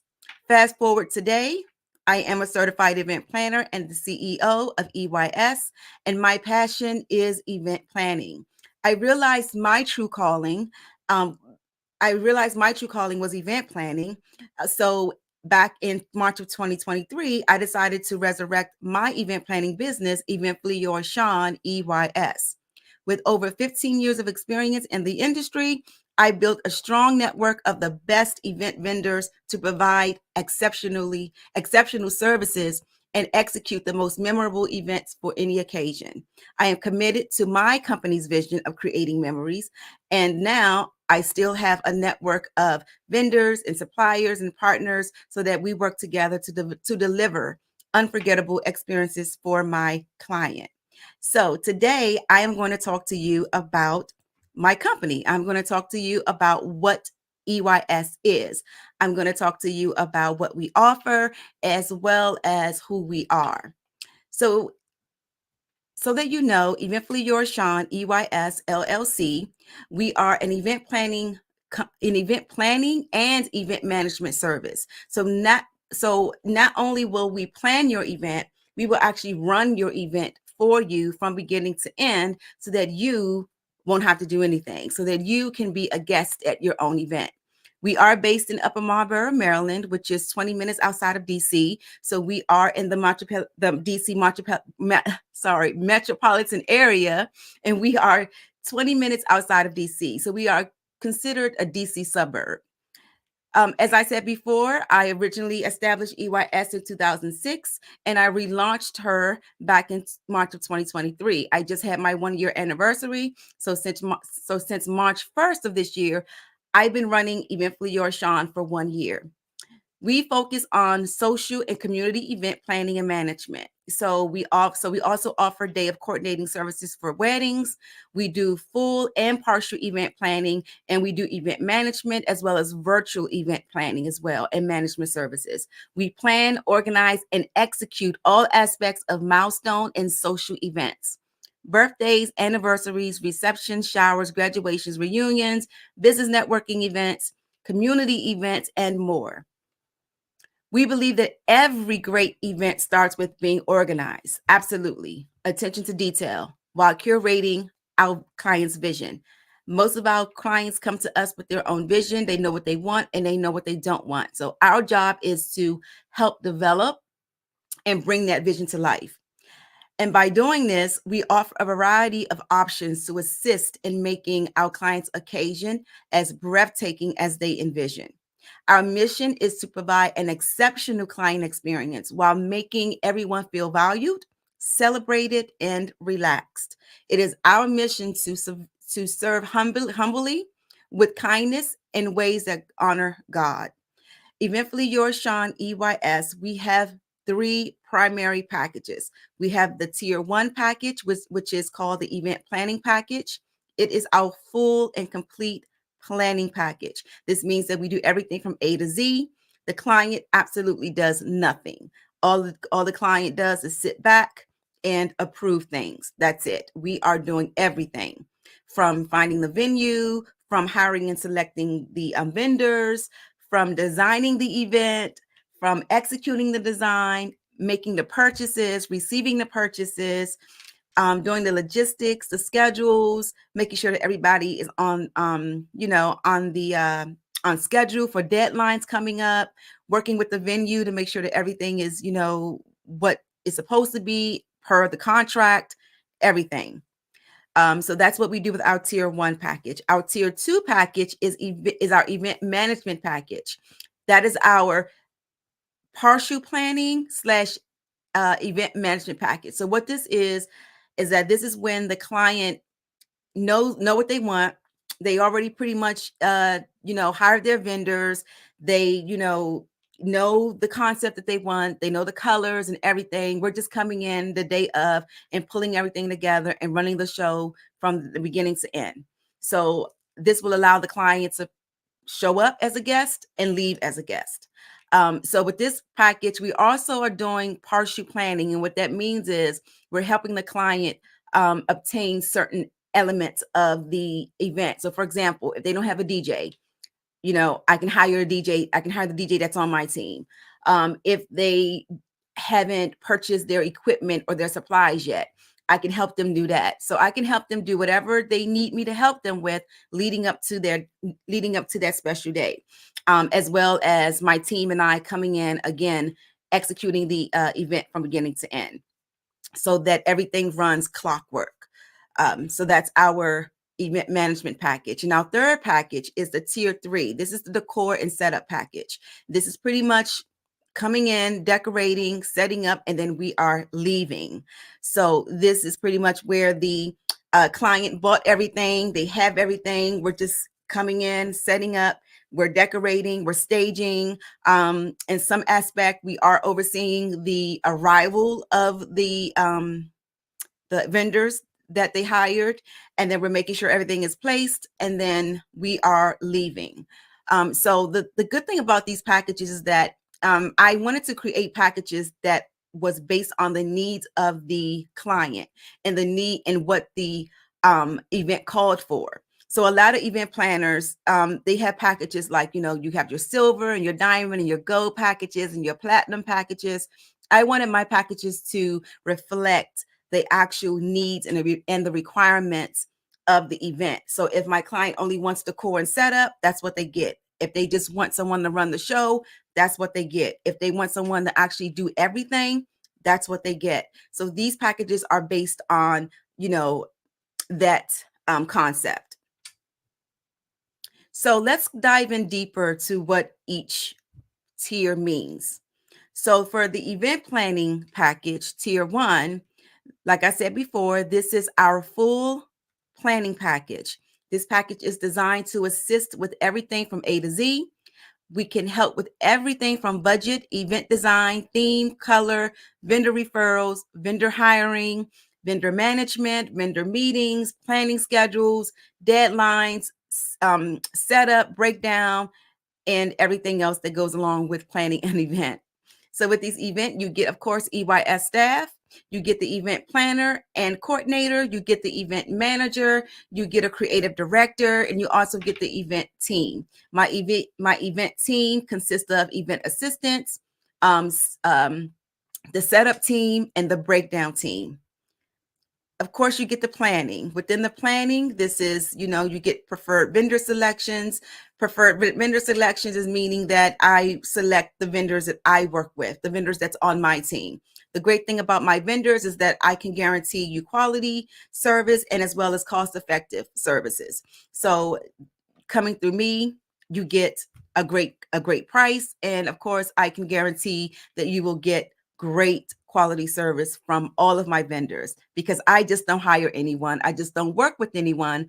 You have to provide a certain standard of quality of service for me to actually work with you.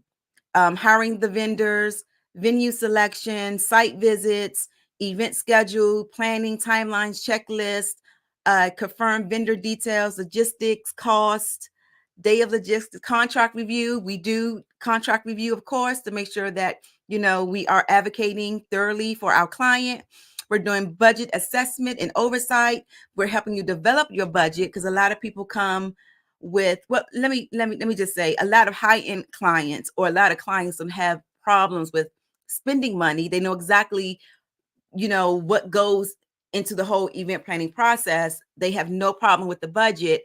I don't have to develop their budget, because they know it's a minimum of $10,000 to just plan, a milestone birthday party. They already know that. So they already budgeted for that. So when they come to me, the budget is not an issue. Now, on the other hand, I do get some people who don't know what an event budget should look like, which is fine. So I'm here to be as transparent as possible. And I'm also here to guide you and let you know if your budget is realistic or not.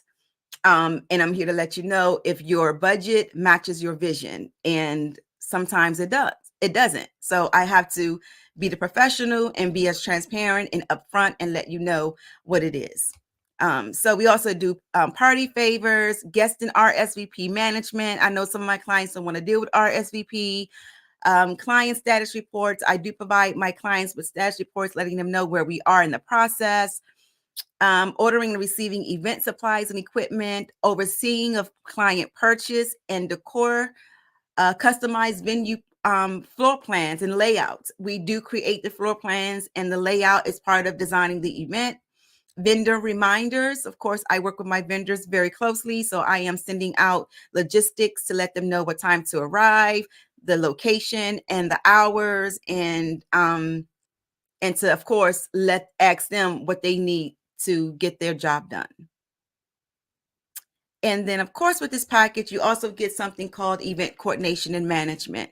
This is pretty much event management. This is just overseeing everything from beginning to end on the day of, which includes setup, breakdown, logistics, any and everything, troubleshooting, problems, overseeing the gifts and cards, overseeing my staff and assigning them their roles and their responsibilities, being the point of contact for all the vendors and the venue, running the show. I oversee and manage what we call run of show, which is also it's just a fancy word for event schedule, just making sure everything is on time, on point, everything is running like clockwork. And then you also get event setup with this package. Event setup consists of things like all of the tables, right? You have your guest tables, you have your guest of honor tables, you have your food stations, you have cake tables, centerpieces, decorations, card tables, gift tables. I mean, any and every table that you can think of at an event, we're responsible for setting that up, which means physically setting it up and also decorating it. We also do centerpieces. Every table design to me should have a flawless centerpiece. So we are responsible for centerpieces. We're responsible for, of course, the decorations, the focal point. If you don't know what a focal point is, it's pretty much a design aspect of the main area. So some people use this for their guests to take pictures, or some people use this focal area for the guest of honor to sit at or to be present at. Tables and chairs, table signage, rental furniture, pretty much everything. Yep. So that is our full planning package. All right. So, oh yeah, I'm sorry. And we also responsible for transporting all of the events, all of the supplies and equipment to the venue. The next package is tier 2, which is my event management package. This again is just the partial planning. We just come in and we just run the show from beginning to end. We're the first people to show up and we're the last people to leave. This package allows my client to show up as a guest and leave as a guest. How awesome would it be for you to show up at your own birthday party or your own anniversary or your own retirement party, and you absolutely have to do nothing. All you have to do is just look great, look fabulous, show up, be a guest, live in the moment, create your memories, interact with your guest, and do absolutely nothing. This is what we do. This is what we provide. We provide that peace of mind to our clients, making sure that they, again, can act in the capacity of a guest. So with this package, it's designed for those who enjoy working with the details for their event, however, would like a helping hand managing all the behind the scenes specifics organized for the event. We rely on partnerships, vendors, suppliers, and staff to help execute these events. We will plan and execute the day of your event successfully and professionally as we oversee the day of logistic activities from timeline and schedules, event staff deliveries, and overseeing the vendors, working with the venue to ensure everything is in place and ready to go for your special event. Remove yourself from the logistics and the coordination process of the day and enjoy the special occasion with your guests. That is what this package allows. So with this package, you would get, of course, the event coordinator or the event manager, you would get the creative director, and you would get the event team. Again, the event team consists of event assistants and my setup and breakdown teams. So with this event, you would get the event coordination and management. I'm not going to go over all of that. Event setup, event decor setup, transportation of event and supplies and equipment to the venue. And then, of course, we also do customized centerpieces. So if our standard centerpieces is not what the client wants, if she or he wants a customized, personalized centerpiece, we can create that as well. Our final and third tier package is our event decor and setup package. Self-explanatory. We're just coming in, we're decorating, we're setting up, and then we're getting out of the way. This package is designed for those who only want event design and setup. We will help with setting up any decor and execute all the details you have put together for your event so you are able to focus on other aspects of your event, i.e. enjoying your event. So with this package, you would get EYS staff, which is the event coordinator, you would get the creative director, and you would get the event assistants. We are responsible for setting up the event, decorating the event, and of course, providing event decor recommendations if we are helping you design your event. And we are also responsible for, again, transporting of the event supplies and equipment to the venue the day of the event.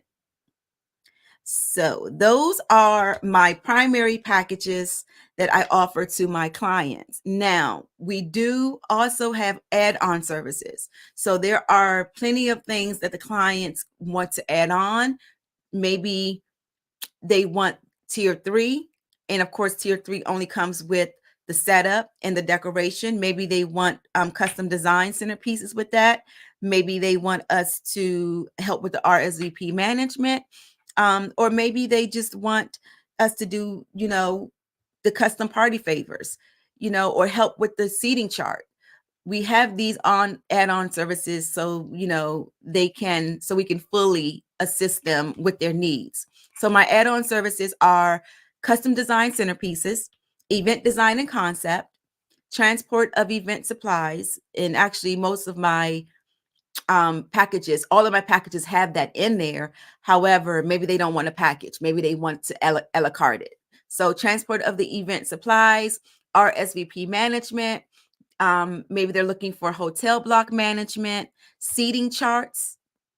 Maybe they want party favors, thank you cards, or maybe they want us to help them with the welcome sign, or maybe they want us to do their balloon design. So these are add-on services that they could add on. Rental items. We do have a rental program or rental department, I should say. So we do rent out things. So we rent out table linens. Table linens will be your tablecloths and your linen napkins. Okay, so we have those in stock to rent out. We also have chair covers. We also have chair sashes. We have charger plates. We have throne chairs that we rent out. We have an acrylic table that we rent out.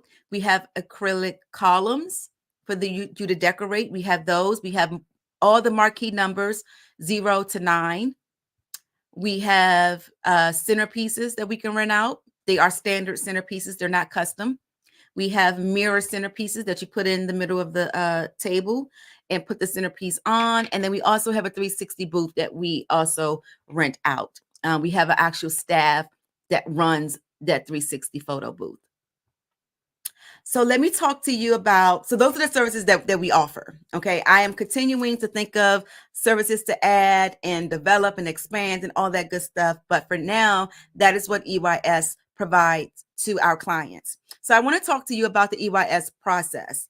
I want to believe that we do things a little different here. But this process is a robust process because it helps me get to know the client, and it also helps me get them the information they need, and it also helps me to get the vision of what they are looking for. That's very, very important to me. I cannot work in the blind. I have to understand what they're looking for in order for me to provide excellent service. So number one, consultation. Consultation is very important to our process. It's the number one thing that should happen. The consultation session is an opportunity for us to meet the client and get their vision and as well as their budget. Okay. How do I capture their vision? I ask as many questions as I possibly can. I also have a questionnaire that's on my website. If they go through my website and book their consultation through my website, there's a questionnaire form that comes up that they have to fill out. Or if they just go to my calendar link and request a consultation, there's also a questionnaire form there as well. Either or, they have to fill out a questionnaire prior to us meeting so that I have the details or a snapshot of what they're looking for. So my questionnaire encompasses questions like type of event date, time, location, venue, number of guests, demographics, guest of honor, budget, event color, event theme. I'm asking them, have they hired any vendors? If so, which vendors they hire? I'm also asking them two important questions. What are your top 3 must-haves for your event? And what are the 3 things that you do not want for your event?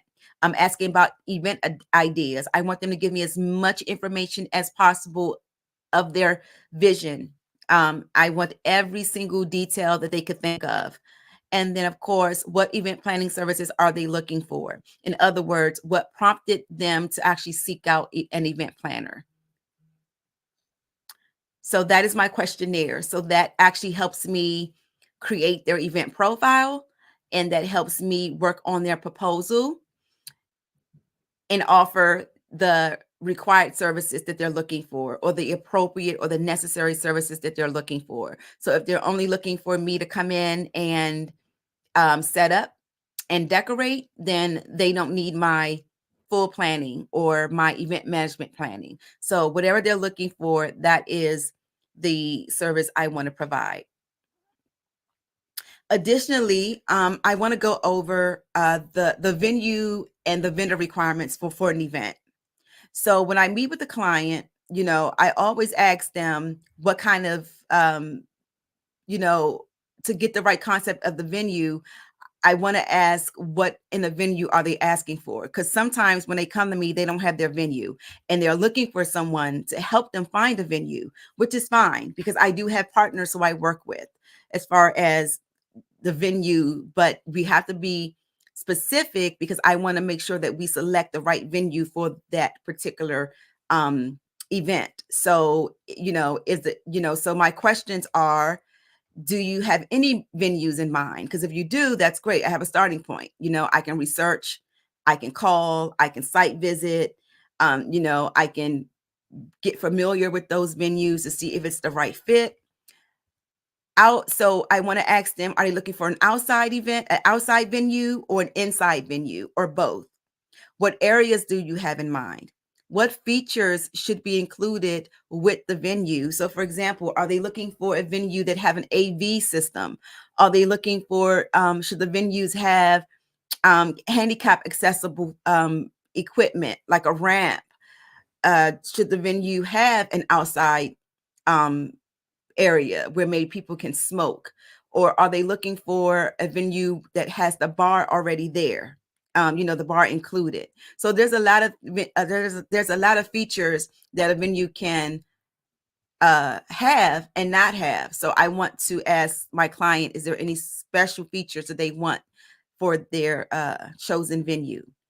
And of course, what is the budget for the venue?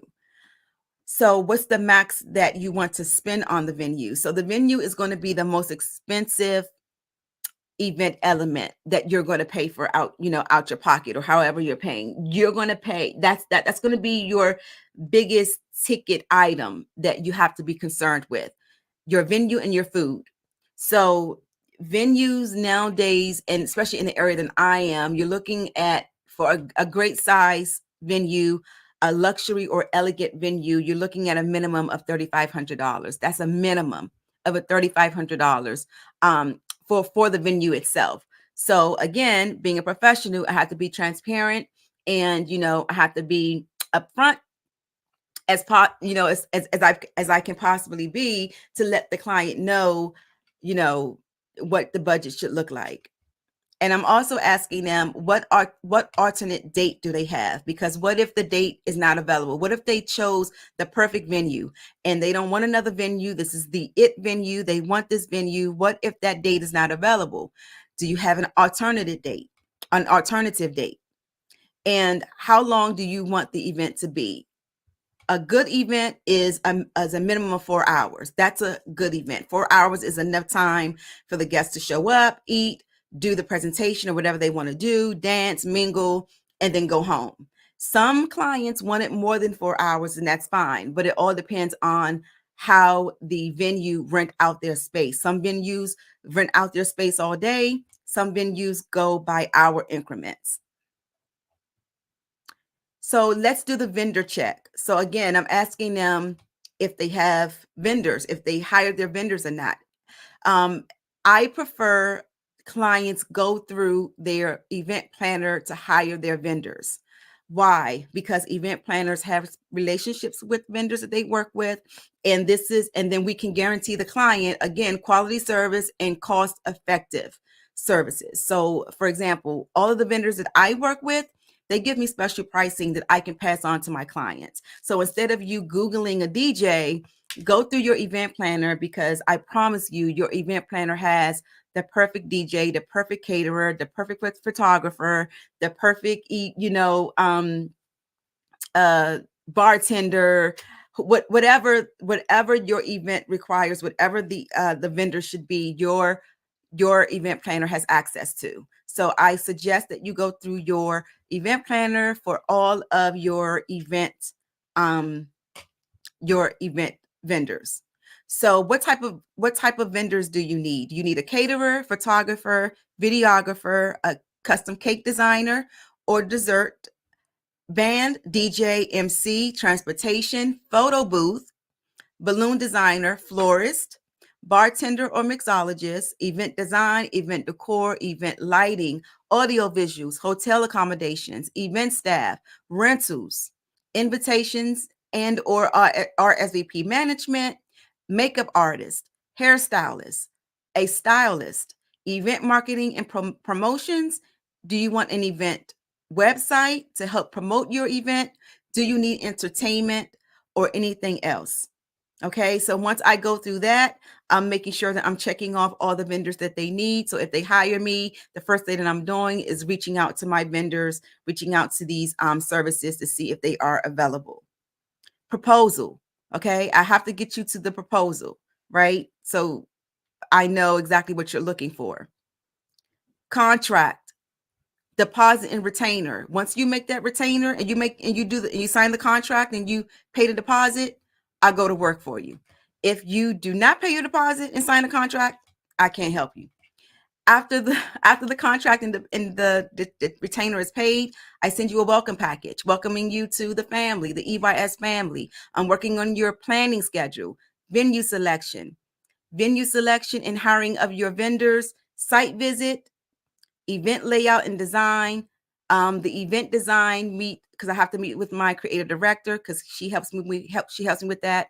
The core recommendation for approval, itemized cost list for materials, purchase materials and supplies, and receive and inventory and materials and supplies.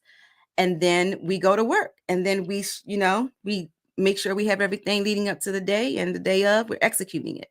So that's all that is my time for today. I hope you guys enjoyed what I provided and I hope you took away some great information. All right. So the Black Business Expo's mission is to raise funds for high school seniors going to college or K through 12 entrepreneurs. The expo is a fundraiser for students. You may go to www.businessexpousa.com to donate to the scholarship fund or use the Cash App, which is $BBXUSA. Our goal is to give laptops and up to $5,000 to 10 students. Students can register at www.blackbusinessexpousa.com. Every dollar counts. So we want to remind you to donate to the scholarship fund today. We want to thank our Black Business Expo USA sponsors for the month of March. We have NC 100, Moody Capital Partners, Suede Soul, the Hello LLC, Lotus Richey Coaching and Training, Carolina, Virginia Minority Supplier Development Council, Step Management, 5-Star BDM Media, Barbara H. Smith LLC, Margie McLean Foundation Inc., Genius is Common, Earth Essentials, Melaine Shawnee Global, Executive Women's Success Institute, the Quality Coaching Company.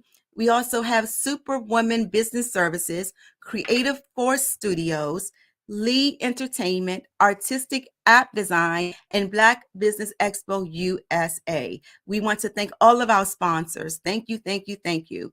And Genius is Common, and we'll see you on the other side.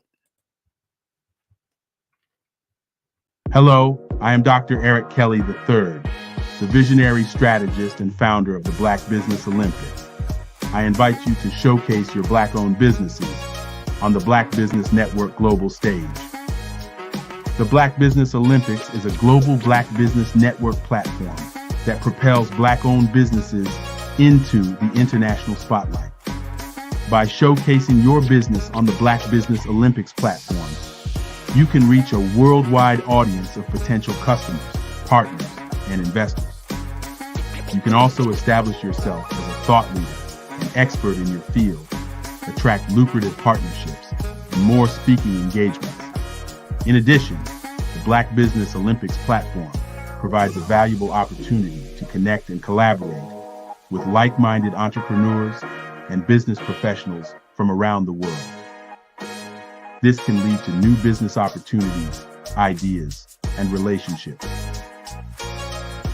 Finally, by sharing your story and expertise on the Black Business Olympics platform, you can inspire and empower others.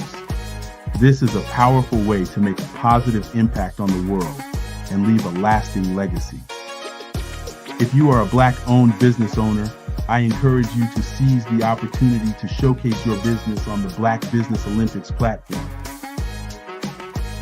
It is a once-in-a-lifetime opportunity to make an indelible mark on the world. Be one of the 1,000 visionary entrepreneurs who are changing students' lives, shaping industries, and leaving an unforgettable legacy for their families. Unleash your voice on our global stage and watch your business thrive.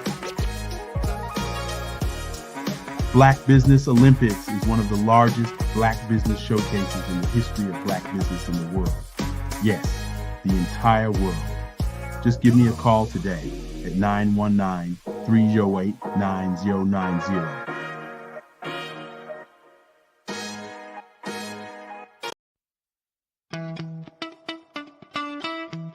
How many times have you been asked to help someone you didn't even know, a student, a business entrepreneur? Or did you ever even ask, where did they end up? That business, that friend, that entrepreneur. Well, just maybe they ended up in a gang, bankrupt, homeless, or worse, dead. Maybe they turned to crime, drugs, and alcohol. Did you ever wonder Did you destroy their dream, or was your life always so easy? At the Black Business Olympics, we started a movement to help students complete. Give them hope and foster success. Help them to leave their dreams of providing laptops, computers, and up to $5,000 in scholarship funds. Today, we ask you to help a student, a business owner, or an entrepreneur to realize their dream by sponsoring them, supporting them, and buying from them. Consider this. With $1.6 trillion in our Black community, we only ask for a small donation for our students, our businesses, and our entrepreneurs. And you can change a life today. So I ask you, what are you going to do? Sit on the sideline and watch our students in high school be losers, miss out on their dream from lack of resources? Or are you going to donate to the movement and change their future and yours as well? Give us a call today at 919-308-9090. Change their life by investing with action to the Black Business Olympic Fund. The Black Business Olympics, one of the largest business showcases of Black business in the history of the world.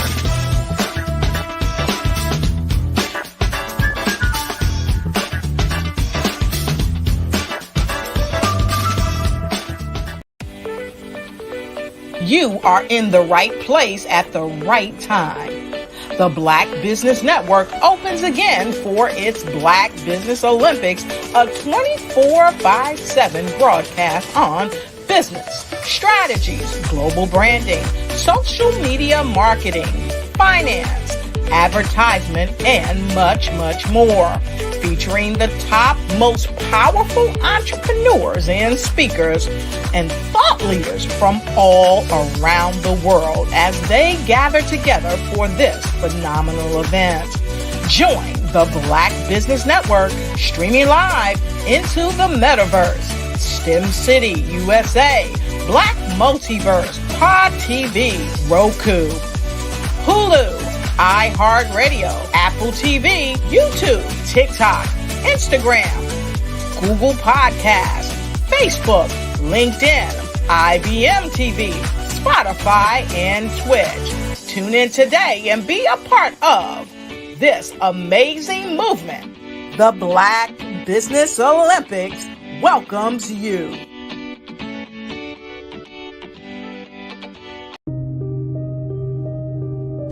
The Black Business Expo is changing my life. This year, they are giving away laptops and even $5,000 in cash to students just like me. I'm Alexis, and I want to go to college to fulfill my dream of becoming an entrepreneur. Help the Black Business Expo going to www.blackbusinessexpousa.com and also becoming a vendor, a sponsor, or donating.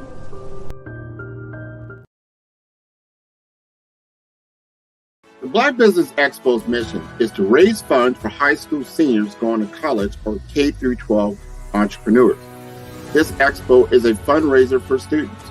Please, you may go to www.blackbusinessexpousa.com to donate to the scholarship fund or use the Cash App at $BBXUSA.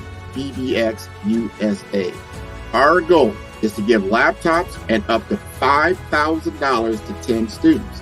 Students can register online at www.blackbusinessexpousa.com. Every dollar counts. Please donate to the Black Business Expo USA Scholarship Fund.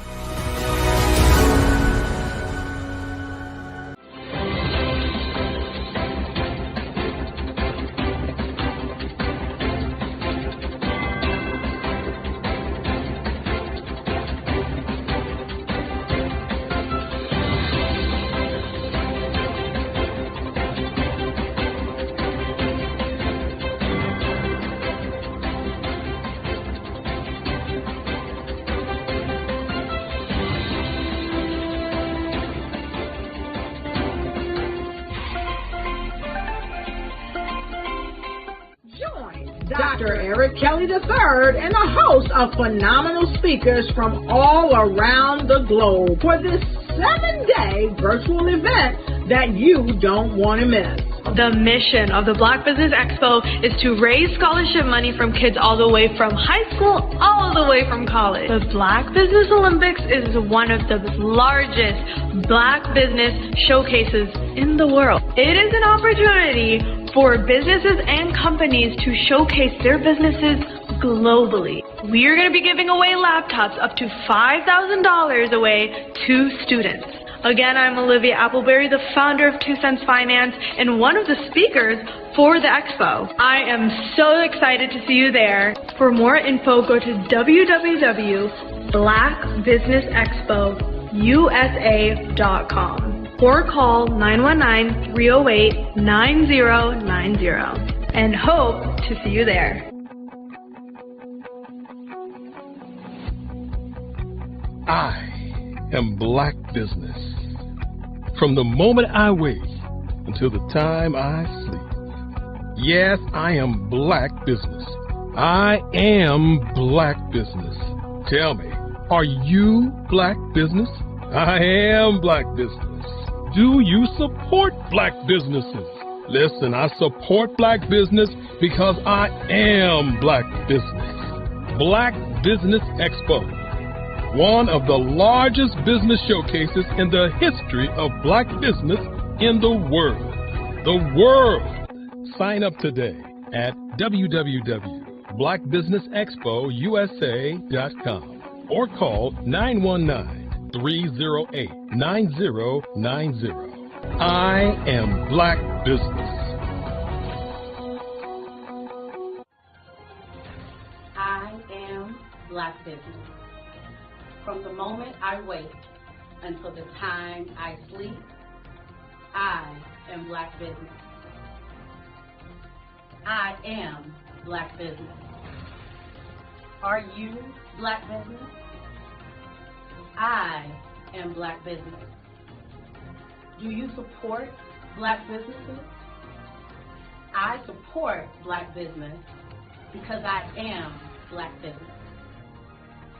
Black Business Expo, one of the largest business showcases in the history of Black America in North Carolina. Join Dr. Eric Kelly III and a host of phenomenal speakers from all around the globe for this 7-day virtual event that you don't want to miss. The mission of the Black Business Expo is to raise scholarship money from kids all the way from high school, all the way from college. The Black Business Olympics is one of the largest Black business showcases in the world. It is an opportunity for businesses and companies to showcase their businesses globally. We are going to be giving away laptops up to $5,000 away to students.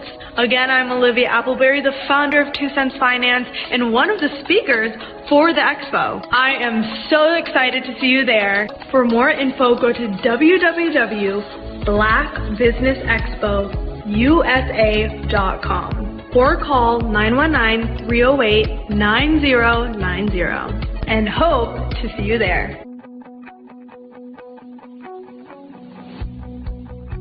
I am Black Business. From the moment I wake until the time I sleep. Yes, I am Black Business. I am Black Business. Tell me, are you Black Business? Black Business Expo, one of the largest business showcases in the history of Black business in the world.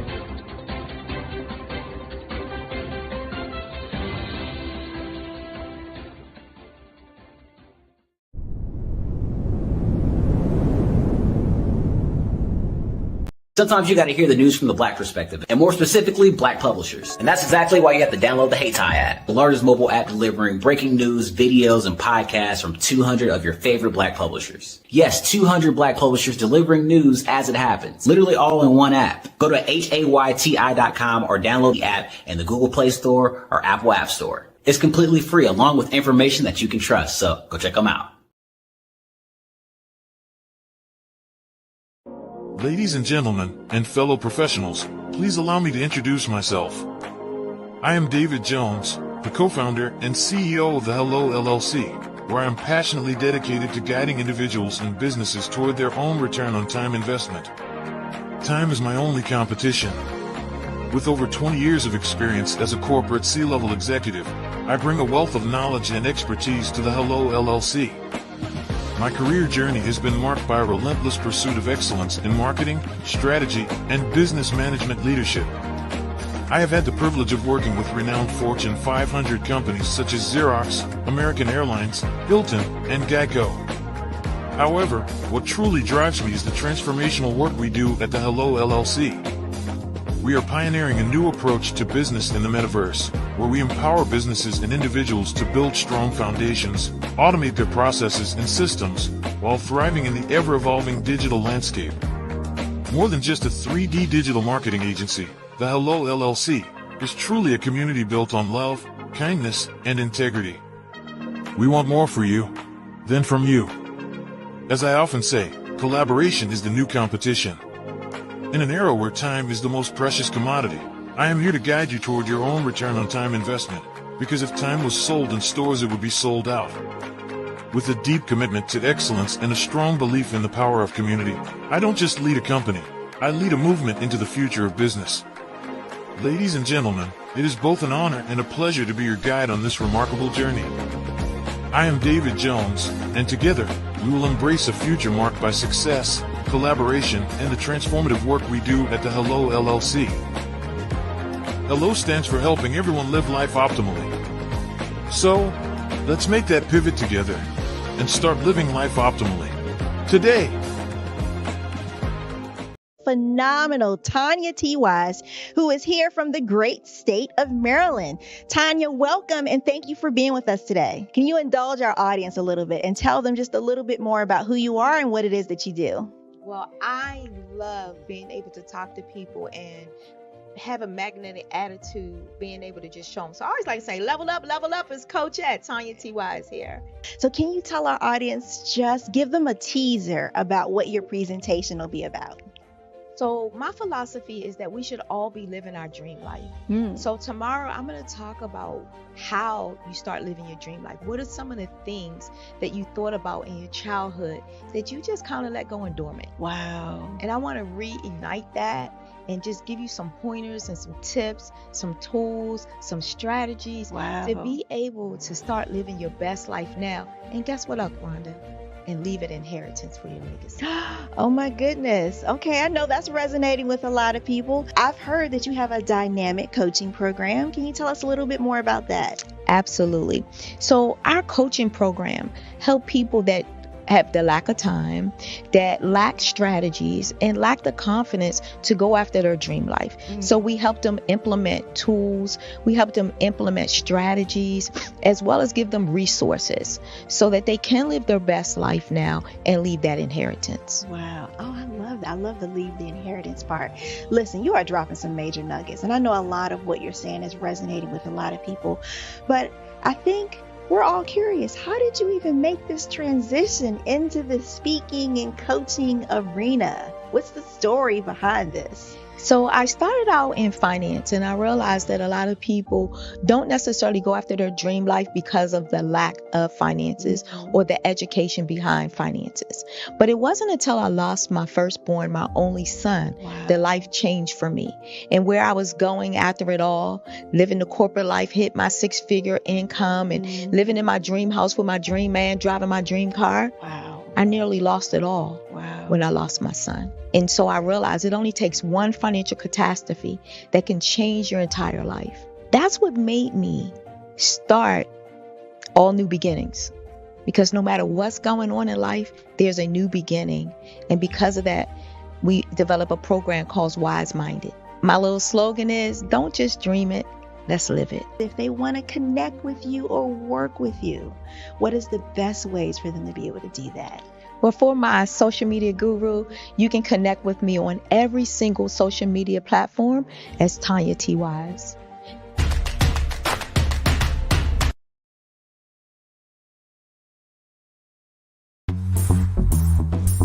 Attention all entrepreneurs and companies. Are you looking for reliable and efficient virtual assistants and back office support to help you manage your business tasks? Look no further than Superwoman Business Services. Our team of virtual assistants provides a full range of administrative support services, including operations management, social media marketing, and much more. We also offer website design services to help you create a professional online presence that reflects your unique brand. In addition to administrative support and website design, we offer business development and structuring services to help you grow your business and achieve your goals. We'll work closely with you to identify areas of improvement and develop a customized plan to help you reach your full potential. At Superwoman Business Services, we understand that running a business can be overwhelming and time-consuming. That's why we're here to help you fly high and achieve success. Our virtual assistants are highly skilled, experienced, and dedicated to providing you with the support you need to thrive. Come fly with us and take your business to new heights. Let us help you become the superhero entrepreneur you are meant to be.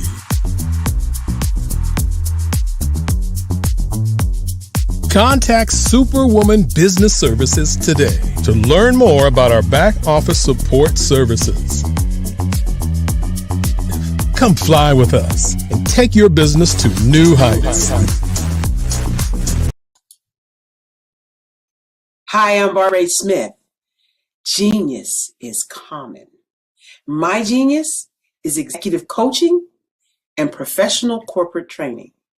As the master executive coach and corporate training ambassador for the Genius is Common movement, I help business owners craft their stories in such a way that you know exactly what they do, what they have, and what they bring to the table. Many times as business owners, we are asked, so what do you do for a living?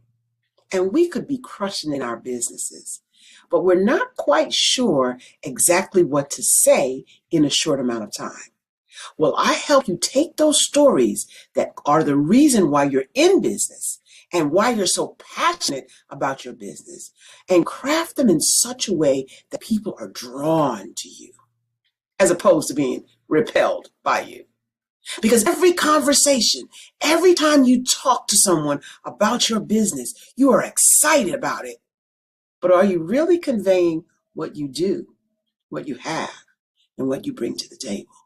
And do really people understand why you care so much and why they should care that you have the solution to their problem? Well, I'm here to help you with that. As a master storyteller, I can help you with your stories and spin them in such a way that they are intriguing and fascinating. People want to listen to you talk about your business. That's why at the Genius is Common movement, I am the master executive coach and professional training ambassador. That's my genius. And genius? Oh yeah, it's common.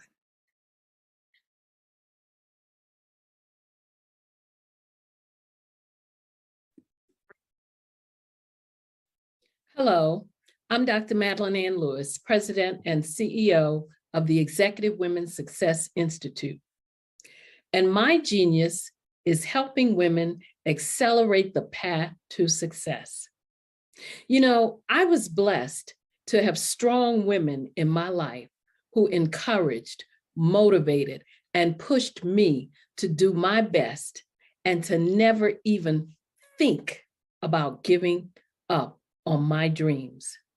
So I say to women, we must show up to rise up. We have talents and potential, but who will see them if we don't speak up and get noticed? I know that women are a tremendous resource on this planet, and there is nothing more fulfilling than helping a woman tap into her full potential. I do this because I want to be a part of helping as many women as I can to show up, to rise up. I do this because genius is common.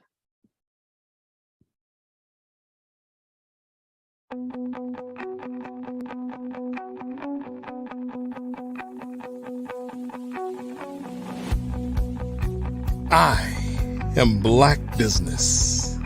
From the moment I wake until the time I sleep. Yes, I am Black Business. I am Black Business. Tell me, are you Black Business?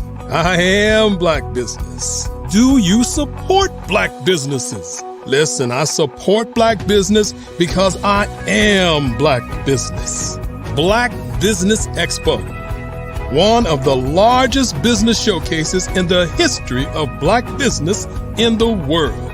The world! Sign up today at www.blackbusinessexpousa.com or call 919-308-9090. I am Black Business.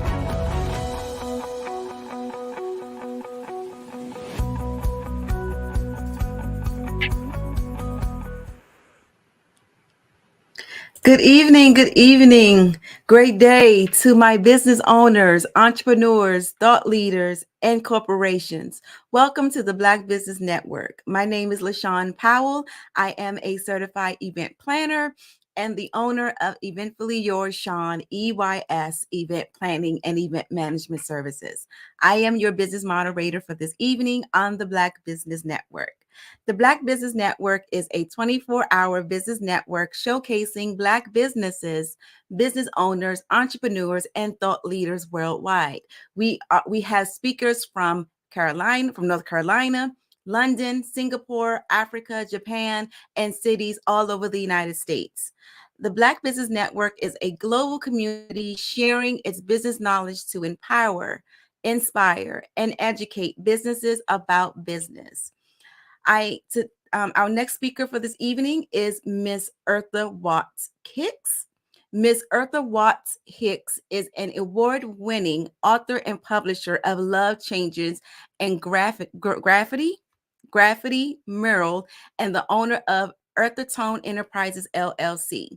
Her publishing expertise is vast: strategic business development, book design and self-publishing, book marketing, poetry and fiction screenwriting, copywriting, social media marketing, digital media, photo editing, and graphic design. Eartha has worked with blackpr.com and Harlem World Magazine. Eartha Watts Hicks is an active member of the legendary Harlem Writers Guild and the creator of the A Planner is a Girl's Best Friend Planner series. It is my honor and pleasure to present to you Miss Eartha Watts Hicks. Hello, good afternoon, or good evening, rather. Happy Easter. Good evening. Good evening. Thank you for joining us. All right. So this evening, we're going to do a fireside chat. Are you ready? Oh, yes, I am. All right, let's get to it. All right. First question, Miss Watts Hicks. How long have you been using planners? Oh, I started using planners in 1988. I was actually, I was a full-time student, and I was also working full-time at a bank. And I had a full-time class schedule, and I was also on student government. I was student government vice president. So to squeeze everything that I was doing within the course of a day and make it to my class on time, I had to find those pockets of time during the day where I needed to do my homework, pay my bills, get to work, do my grocery shopping, even though I was in college, but my class schedule made it so that I had no time in the cafeteria. So I literally had to provide my own meals, make it to work, make it to class on time, get back and forth, and I couldn't miss a bus, and I had no spare time at all. So around that time, I had grabbed a copy of an American Express planner that was very expensive. It was a leather-bound planner that had my name embossed in silver by American Express, and it cost me somewhere in the neighborhood of about $100, which was a lot of money back in the 80s. So what I did was I bought this planner and I planned out my weeks and my months in advance so that I knew what I needed to do when I had projects, because I was an accounting major. We had accounting projects that we needed to do. And for me to stay on top of my grades, I had to make library time because the library closed at a certain time. And then I had to make time to get my papers done. And all of it was a lot, but the planner definitely helped me squeeze everything into my week. So it's been almost 40 years. Okay. All right. I don't want to tell my age, but okay, 40 years. Okay. All right. So I actually have a question that's not in the series of questions. Can you explain to us what a planner is? Yes. Well, planners are typically like a little calendar book. Sometimes it's just a month at a glance with some note pages. Sometimes it's a weekly planner, like day timers, where they'll do a day by day or week by week. What I do is I publish planners that are in a book form, in hardcover and softcover. And I personally like the hybrid of a weekly planner and a monthly planner. Okay. I'll do a month at a glance, and then I'll do a weekly timetable, and then I'll do like inspired quotes here and there. And then I also infuse resources and activity sheets that are geared towards women's empowerment. And, for us, being that these types of books were never made available, focused specifically on women of color, I do mine geared and targeted and marketed and with the imagery of Black women.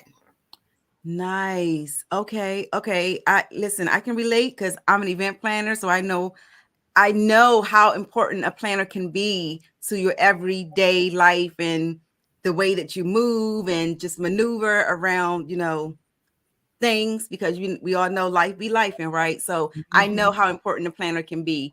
It could be a lifesaver. Okay. All right. So what are when and why did you start to design planners? Well, I had purchased a red Coach binder, which was a small 3-ring binder. And, being that the design was so chic, prior to me designing this planner for myself, I designed my daughter's loose leaf paper. I was a stay-at-home mom and my kids were in Catholic school. So, I had to sort of tighten my belt, so to speak. So where I didn't have necessarily the money to do, the more lavish things, I had the skill set to do very specific things that would set her apart. So I remember I had designed customized, personalized loose leaf paper for my daughter. So, where everyone else had plain loose leaf paper in their binder, my daughter had Winnie the Pooh chasing the honey with a message saying, "Marak, help me save my honey." So, and my daughter's name very specifically in the caption of the loose leaf paper. And what I would do is for like family members, I would do that for them as well. But it was something very, very niche, very specific. And it was a personal touch that, was one of those mommy things that I would do for her. So having done that for my daughter, her own personalized loose leaf with her own very unique name. And I did that for her because we would go and get like little license plates and things and personalized items in like little novelty stores, and they would never have her name, because her name was very uniquely spelled. They would have Monique, they would have Michelle, they would have Mary, they would have Marie, but they would never have Miraque. So that being the case, I designed and made her own loose leaf paper just for her. And with that skill set, I decided to do my own planner sheets for my own, little leather bound binder. So from there, I had my own calendar, my own planner. And I had wanted to do one very specifically for my mentor, who was my editor when she was turning 80. And I had bought her a similar binder, leather, and there was something so intimidating about it that I just couldn't do it. I got stuck. And I got stuck because I had this grandiose vision of what I wanted to do and how I wanted to personalize each page. And I got stuck, I got nervous, and I didn't make it in time for her 80th birthday. So a number of years later, I was planning to release a follow-up to my novel, Love Changes. Love Changes was my debut novel, which had won an award from the NAACP. Oh. And I had reached out to a dear friend who's like a brilliant marketer and publicist. And I had an elaborate plan as to how I was going to roll out the follow-up to Love Changes. And within the course of me doing that, I had a competitor come along and maybe it was a coincidence, but the month that I was supposed to release, or the day I was supposed to release, they announced that they were releasing a book the same day with almost the same cover or the same concept behind the cover and a very, very similar title. And I saw that as that organization's way of piggybacking off of the marketing that I was going to do for the follow-up that I was going to release. So me realizing what was going on, I rolled back my plan for that release and instead focused on releasing a planner. Okay. And under those circumstances, that planner took me roughly, I want to say 2 weeks to design and publish. And I say it was because of adrenaline. Adrenaline is a motivator. So, with that being the case, I had designed the planner and I rolled it out and released it. And it went from there. I designed the first one, which was a planner as a girl's best friend. And then I designed the next one, which was the Everyday Excellence Student Planner featuring Soleil West. And this is a hardcover version of the first planner. Okay. Planners. Beautiful. Yes.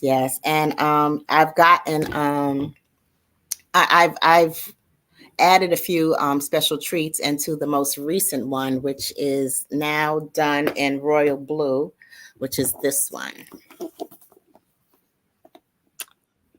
Oh my goodness. That is beautiful. Well, thank you. So Yes. Okay.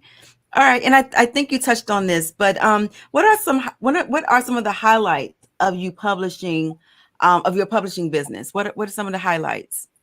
Well, one of the highlights was within 6 months of me publishing the planner series, I won the Columbia University Business Pitch Competition, and I won first place.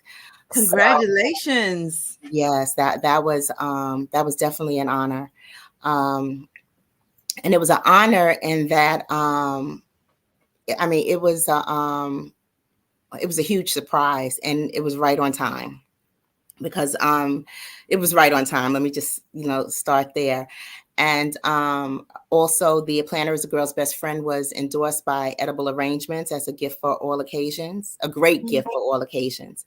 And I was also highlighted by Vista Print as a Black-owned business. So, and I was also I'm going to say supported by my local T-Mobile store. Who allowed me to do a partner vending event with their store, which was wonderful because, hypothetically, not even hypothetically, the planner is pink. It's the same colors. So it was like a nice collaborative. Kind of like, it was on brand and it was just wonderful. It was a hot pink fuchsia day. And out there in a nice golden sun, presenting with the planners and, introducing myself and my brand to different people. So that was an honor for my local T-Mobile store. So that was beautiful. All right. I love it. I'm getting some major inspiration from you right now. sis. I am. Okay. So you said that it's a series of planners. So how many planners are in your series? Well, there each planner has a companion journal. Okay. So there is the planner is the girl's best friend, the paperback, and then that edition also has a hardcover. And then now there is a royal blue hardcover. I have Embrace Yourself, which is a self-care version of a planner is a girl's best friend, and which is the orange. And it will be having a hardcover edition coming for that one very shortly. There's the Everyday Excellence Student Planner featuring runway model Soleil West, who just celebrated a birthday. Happy birthday, Soleil. And that one is a student planner that is infused with activity sheets that introduce students to some life hacks, some life skills, and some financial wellness, introduction to numbers and like financial banking numbers, like how to write a check, how to endorse a check, why it's important to be careful with check writing privileges, and just a little heads up about like check systems, things that nobody tells you about until you find yourself in a bad situation. So I kind of give kids a heads up on, hey, this is why you need to know how to sign your signature. There's also cursive writing. So I give them like an example of what a contract looks like when you print your name on it as opposed to sign it with a signature, why you need to have your signature on the back of a credit card. And, they may say, hey, well, signatures are outdated now, but then they'll stick a kiosk in front of you, hand you a stylus and tell you to sign here. So, these young people are not really aware of what they're missing until they find themselves in a situation when they need those skills, when they don't necessarily, they need the skills they don't have already. So I introduced them to how to tell time on an analog clock, and girl empowerment, being that the series is, it started all for the girls, but it's expanding to the gentlemen as well with the Thinking of the Master Plan Planner. And then I'm doing the Academic Success Planner for young boys as well. That should be out shortly. Okay. All right. So that leads me to my next question. What makes your planner series different? Well, I mean, your typical planner will usually either give you a month at a glance, or it'll be a day to day, day by day, 365 day, 1 day per page planner, or it'll be a weekly timetable. So you'll have your week after week planner, 52 weeks. What I do is I give both. I give a month at a glance. I give you week to week. I give you note pages. I give you password log. I give you pages for your goals, to plan your goals and your to-dos and to check them off. And then I also give you spaces for your address book. And with the children's or the youth planners, I do bullet points for bullet planners for people that like the freedom of just, creating their own designs with the bullet design. So it's and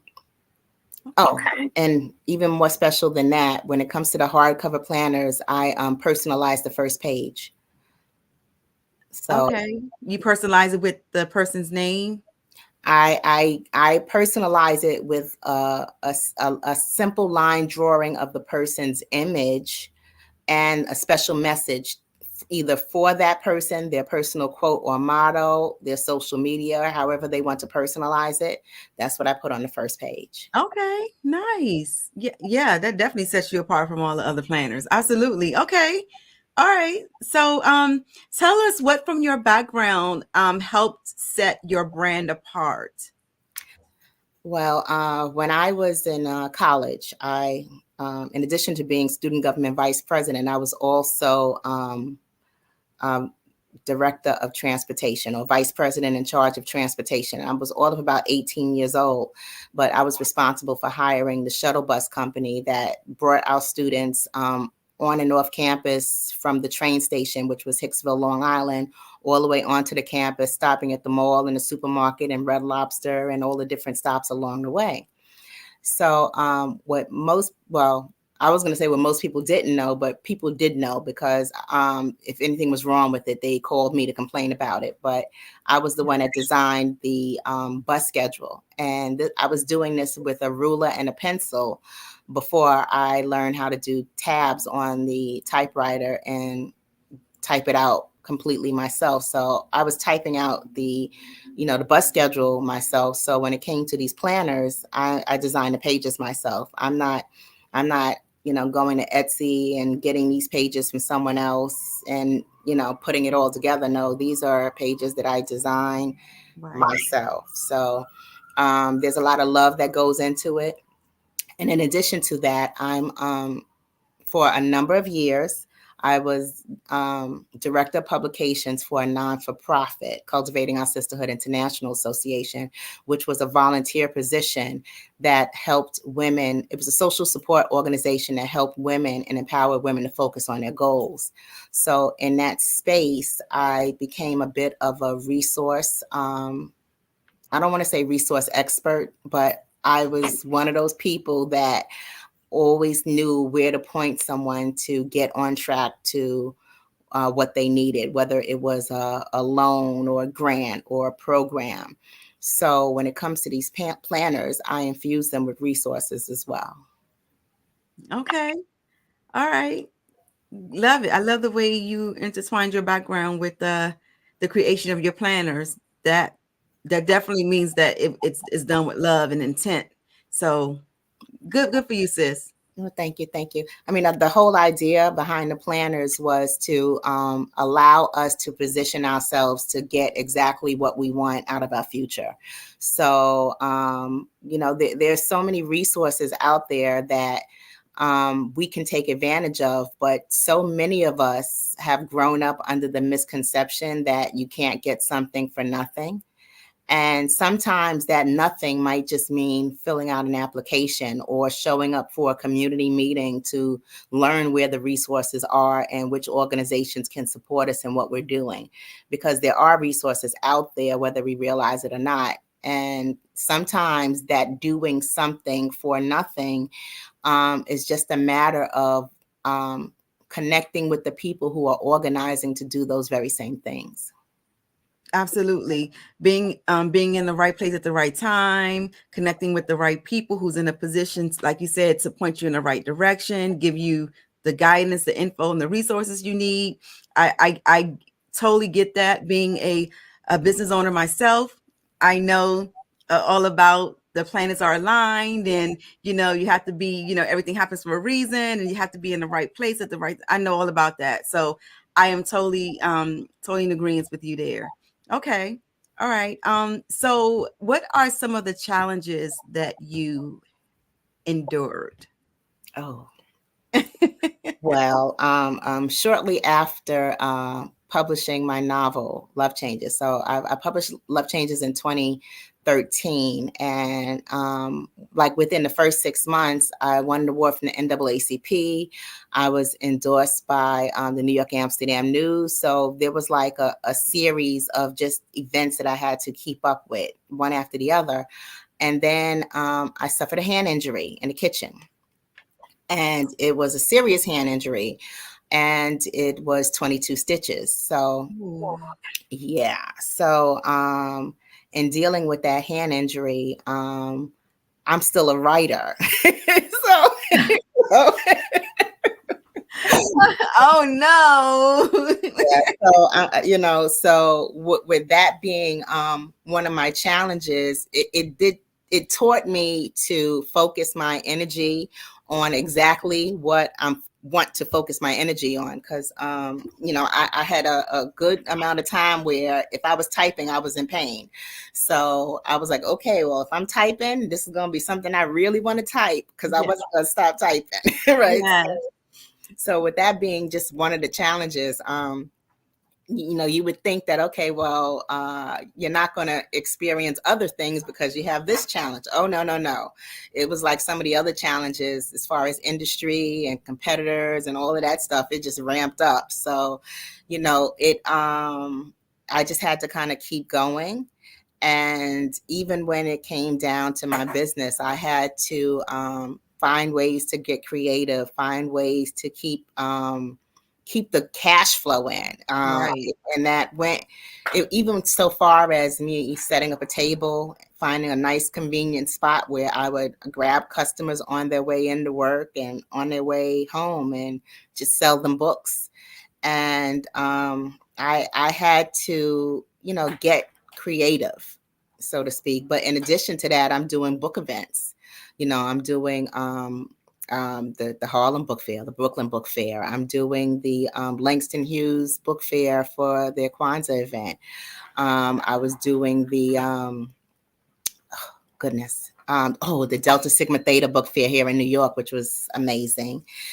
So there must have been maybe, I want to say 6 to 8 different events that I was doing regularly. And then I always had family members or other people who were friends in the industry always say, well, hey, there's this event, there's that event. So I would find myself at the Black College Tour vending there, and it would just be something last minute, or the Congressional Black Caucus. I've done them twice, so it's there were challenges, and sometimes the challenge is how to keep the cash flow in sync so that I can afford these vending situations and just keep that whole cycle going. And there were organizations that I would be a part of that would like Project Enterprise, which was, I say it was my favorite because that was where I dug my heels in, and I was thoroughly involved. I was center leader for 5 years. And when that network dissolved, that was a challenge. In that was, it was like, how could I put it?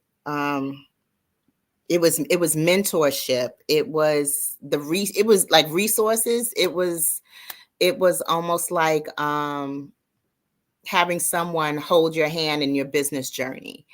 And even though I was the center leader, so I was the mentor to those in my center, the organization itself mentored me, as in if I needed legal advice, they were like, oh, well, Dorsey and Whitney, they're our attorneys. Or if I needed an accountant, they would say, oh, well, we have this accountant that we'd use. Oh, if I needed this, so any challenge that I would face in the early stages up until about 2015, Project Enterprise was always right there in response to whatever need that I had. They always had a recommendation.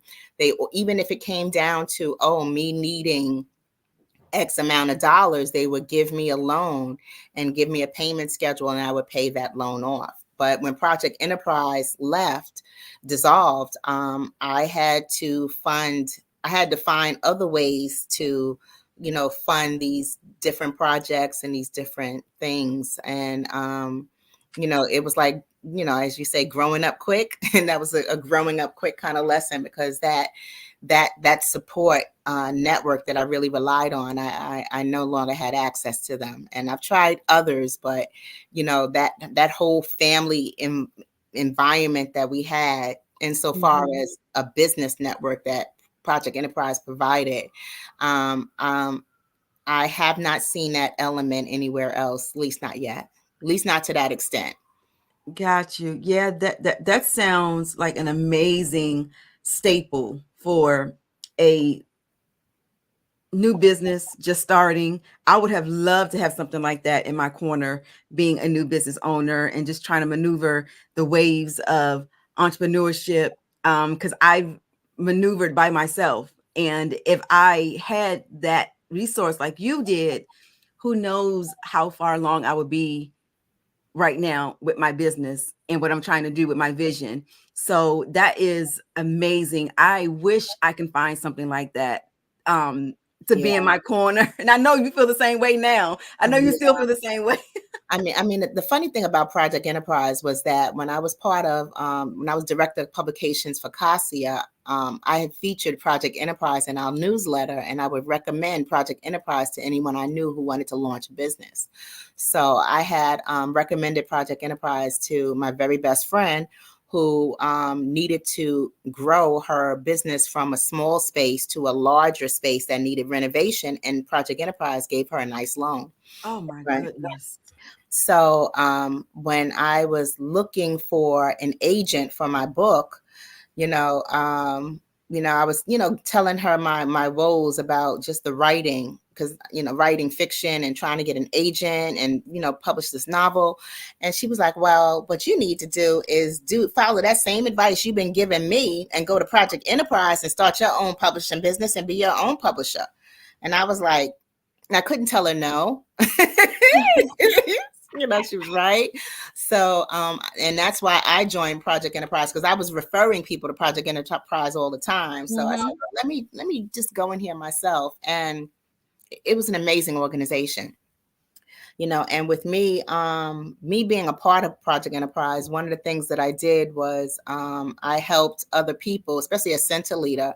I was the writer. So if somebody needed a bio brushed up for their business presentation, I would brush up bios here and there, or I would help them frame their marketing language a little bit differently, or press releases. It was, it kind of went hand in hand. But in addition to that, Project Enterprise was the organization that taught me how to diversify my offerings. Because when I went into Project Enterprise, with the hopes of publishing one novel, Love Changes. I was like, I want novel. I'm an author. I'm a novelist. I write chapters. And they were like, okay, so how else do you plan on making money? And I said, selling books. Okay. How else do you plan on making money? So they were like, okay, with your skill set of being an author, you're also a writer. What else can you do with those writing skills? And that was the gift. From there, I went on to just diversify and do so many other things. And that was a gift. Okay. All right.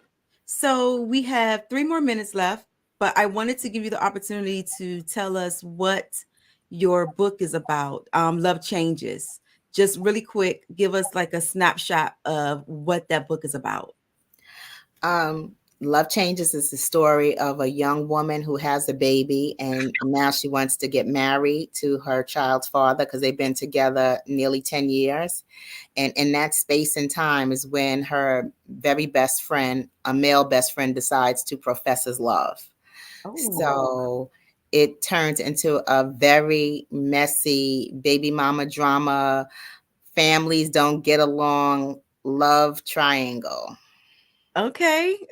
Oh, that sounds like a novel I would like to take part in. Okay. All right. With that being said, tell us how we can connect with you. Tell us where we can find your planners. Tell us where we can find the book, and tell us how we can get in contact with you.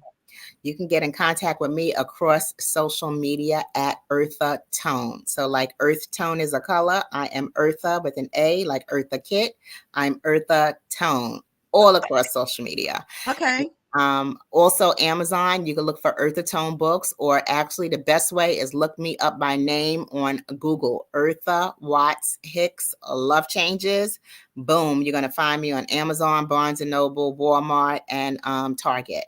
Now, when it comes to my planners, I have a nice little neat website, www.aplannerisagirlsbestfriend.com. Okay. Well, listen, it was a pleasure meeting you, a pleasure vibing with you. Thank you so much for coming on and sharing your story with us. And I'm definitely going to check you out, sis. Definitely. Oh, thank you, LaShawn. It was a pleasure meeting you. Thank you. And Carmen, Jeans is Carmen, and I'll see you on the other side. Well, thank you very much.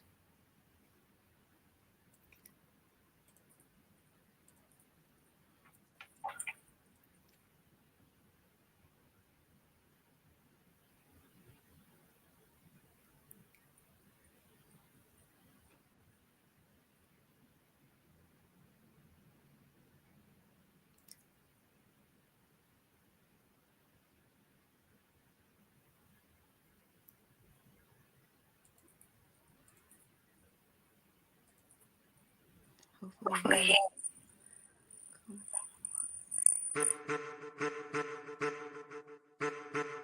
I am a child of the Most High God. He has gifted me in ways that I could not even imagine and didn't know.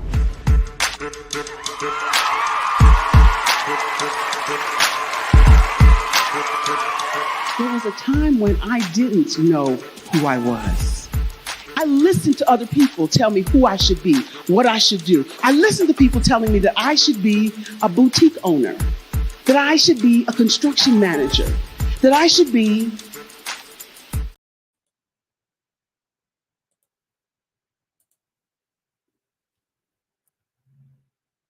All right. So we are going to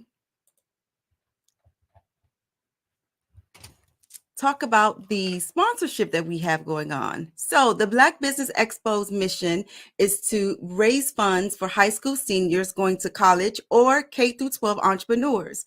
This expo is a fundraiser for students. Students may go to www.blackbusinessexpousa.com to donate to the scholarship fund or use the Cash App, which is $BBXUSA. Our goal is to give laptops and up to $5,000 to 10 students. Students may register online at www.blackbusinessexpousa.com. Every dollar counts. So we want to remind you to donate to the scholarship fund today. We want to also thank our Black Business Expo USA sponsors for the month of March. We have NC 100, Moody Capital Partners, Suede Soul, The Hello LLC, Lotus Richey Coaching and Training, Carolina, Virginia Minority Supplier Development Council, Step Management, 5-Star BDM Media, Barbara H. Smith, LLC, Margie McLean Foundation, Inc., Genius is Common, Earth Essentials, Malaine Shawnee Global, Executive Women's Success Institute, The Quality Coaching Company, Superwoman Business Services, Creative Force Studios, Lee Entertainment, Artistic App Design, and of course, Black Business Expo USA. Thank you to our sponsors, and Genius is Common, and I'll see you on the other side. Artist to me is a creative expression of something from nothing. You know, it explodes onto the canvas, or it explodes on in my work. One of the things that I try to do more than anything is I try to just give the lines and the movements and emotions and expressions into what I do. Art really means to me a chance to express how I feel deep down inside. Most of my art begins as a thought that I might have, you know, whether it's sports, whether it's history, whether it's a woman or a man. It pretty much starts as an idea of thought before I get into the actual image of what I'm going to draw. I do a lot of historical pieces. I was a history minor in college, and I love to do history pieces. And a lot of times I'm thinking about history, and then I try to make that history impact you as you look at it. That's one of the reasons I do pictures so large. People ask me, why do I do the pictures so big? And I tell them, I want the piece to impact them as they're looking at it, to kind of dominate them, dominate their space. And most of my pieces I try to do off page. I don't try to do anything that's going to be in those four corners or in a square. And I want your imagination to be a part of the piece that you're looking at.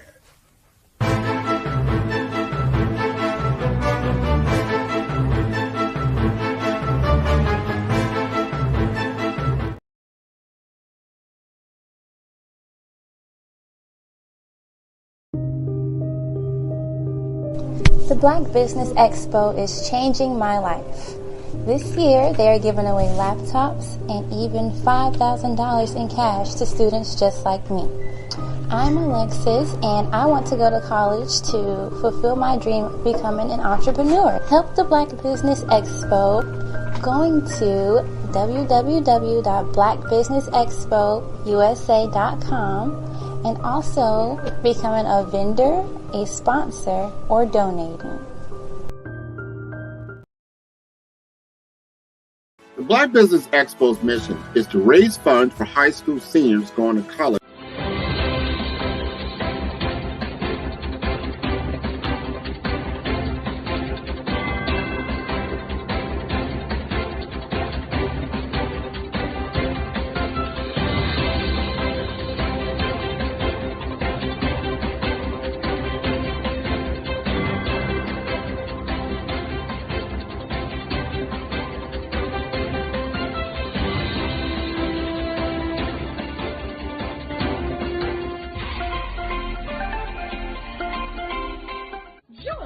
Dr. Eric Kelly III and a host of phenomenal speakers from all around the globe for this 7-day virtual event that you don't want to miss. The mission of the Black Business Expo is to raise scholarship money from kids all the way from high school, all the way from college. The Black Business Olympics is one of the largest Black business showcases in the world. It is an opportunity for businesses and companies to showcase their businesses globally. We are going to be giving away laptops up to $5,000 away to students. Again, I'm Olivia Appleberry, the founder of 2 Cents Finance and one of the speakers for the expo. I am so excited to see you there. For more info, go to www.blackbusinessexpousa.com or call 919-308-9090 and hope to see you there.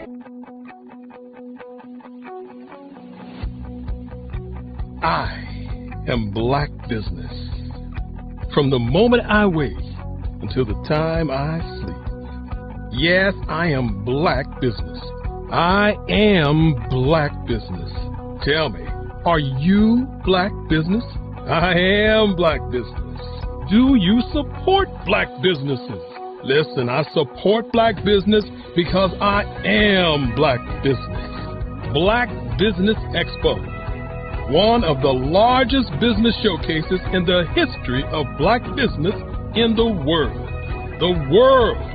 Sign up today at www.blackbusinessexpousa.com or call 919-308-9090. I am Black Business.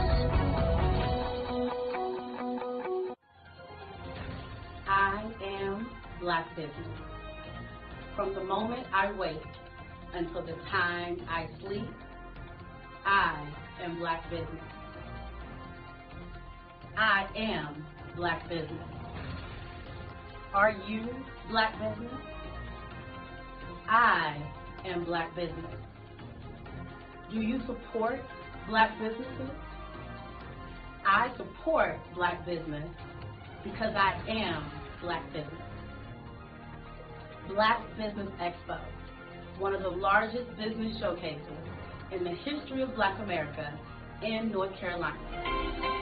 Join Dr. Eric Kelly III and a host of phenomenal speakers from all around the globe for this 7-day virtual event that you don't want to miss. The mission of the Black Business Expo is to raise scholarship money from kids all the way from high school, all the way from college. The Black Business Olympics is one of the largest Black business showcases in the world. It is an opportunity for businesses and companies to showcase their businesses globally. We are going to be giving away laptops up to $5,000 away to students. Again, I'm Olivia Appleberry, the founder of 2 Cents Finance and one of the speakers for the expo. I am so excited to see you there. For more info, go to www.blackbusinessexpousa.com or call 919-308-9090 and hope to see you there. I am Black Business. From the moment I wake until the time I sleep. Yes, I am Black Business. I am Black Business. Tell me, are you Black Business? Black Business Expo. One of the largest business showcases in the history of Black business in the world.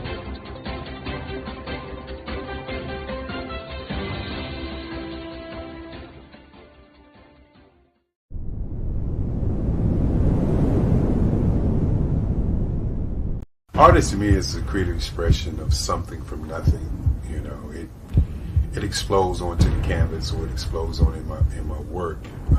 One of the things that I try to do more than anything is I try to just give the lines and the movements and emotions and expressions into what I do. Art really means to me a chance to express how I feel deep down inside. Most of my art begins as a thought that I might have, whether it's sports, whether it's history, whether it's a woman or a man, it pretty much starts as an idea of thought before I get into the actual image of what I'm going to draw. I do a lot of historical pieces. I was a history minor in college, and I love to do history pieces. And a lot of times I'm thinking about history, and then I try to make that history impact you as you look at it. That's one of the reasons I do pictures so large.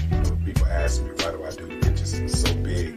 And I tell them, I want the piece to impact them as they're looking at it, to kind of dominate them, dominate their space.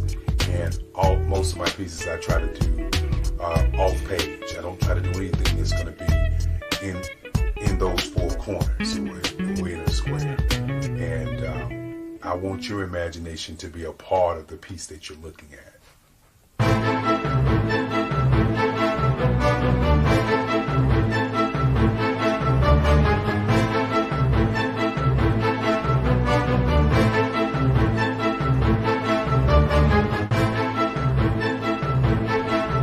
The way I feel when I'm drawing, when I'm creating something, is I feel free. I feel like there's an anticipation of something that's going to come. I try not to draw first. I try to draw second. And what I mean by that is I try to allow myself to kind of get into the piece and just relax. Sometimes I miss time. I'll draw 2-3 hours, sometimes 4 hours. And while I'm drawing, it's just a free. I just feel free. I mean, I feel like time stands still.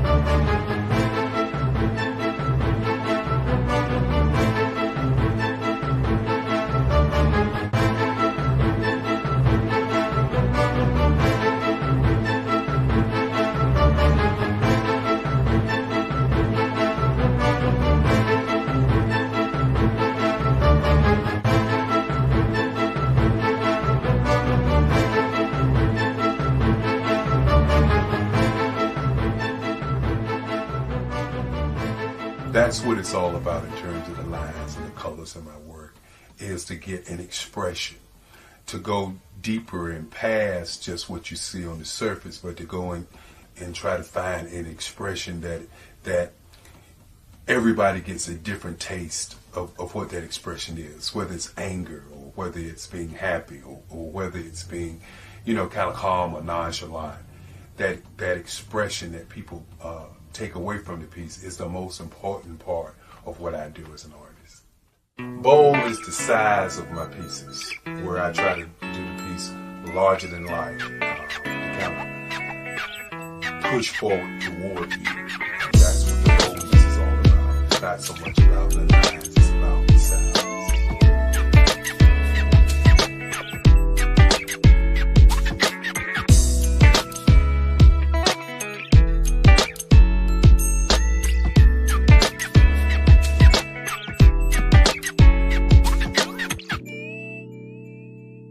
The Face of Change art show is inspired by my mother, but more importantly, it's a historical moment in time as the pieces depict different emotions and expressions of Barack Obama.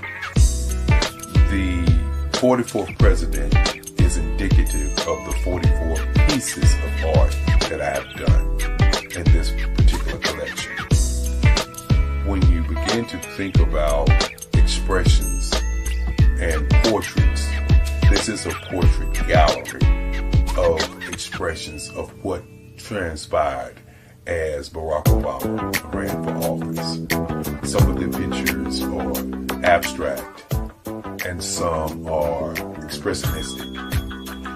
And I combined both of those forms of art to create this collection of art pieces.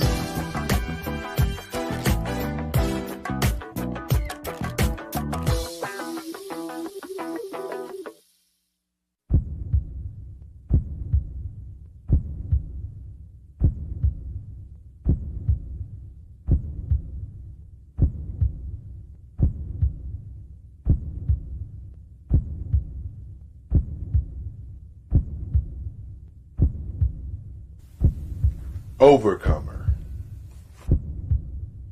brilliant, ambitious, motivated, awesome, Obama.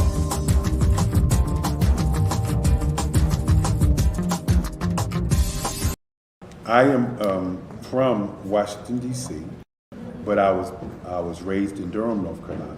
I came to Durham when I was about 5 or 6, and then I traveled back and forth to D.C. because it's where my people are from.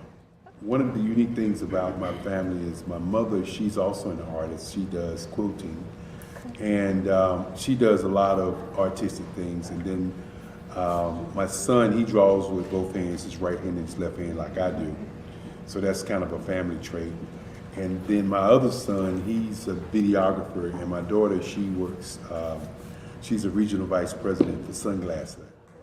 When you start out drawing and sketching, you want to continue to explore, you know, each avenue. I do pastels, I do pen and ink, I do painting, I do acrylics. I haven't done oils yet, but I try to do all facets of art. What I say to a lot of times to people is, you know, you can't put yourself in a box when you're an artist. You have to explore. And over the course of my life, I've tried to explore different mediums. I also do sculpture as well. I choose my subjects by the intensity that they have in their faces, or the intensity that somebody is moving, because I do more than portrait drawings. I also do I do abstract, and then I do figurative drawing also. Well, what happened in this particular show is that I started out trying to come up with something that would be a little bit different than what everybody else is doing. So I was working on a Barack Obama show, and they wanted me to do some paintings of Barack. And so what I did was, because of the deadlines, I kind of did it kind of fast. And then I realized when I was doing it fast, I enjoyed it. And so then I started doing other pieces the same way, and I started to enjoy those pieces also. And so I came up with this particular style, and it's a style of lines and colors. And what's interesting is that when I was in college, I did a show called Lines, Colors, and I talked about the boldness of the blacks, the hotness of the whites, and this is how this has come about, you know, later on in my life. And the colors comes from a lot of the entertainers that I work with, where they wear different colors. They don't wear, you know, your plain reds or your whites. They wear different colors, and so that's also another piece of what's giving me the colors. The subtitle of this show is Faces That Speak Life. That's real critical. Faces that speak life. Each one of these pieces is a life source and a life energy that's being put on display for people that are looking at them.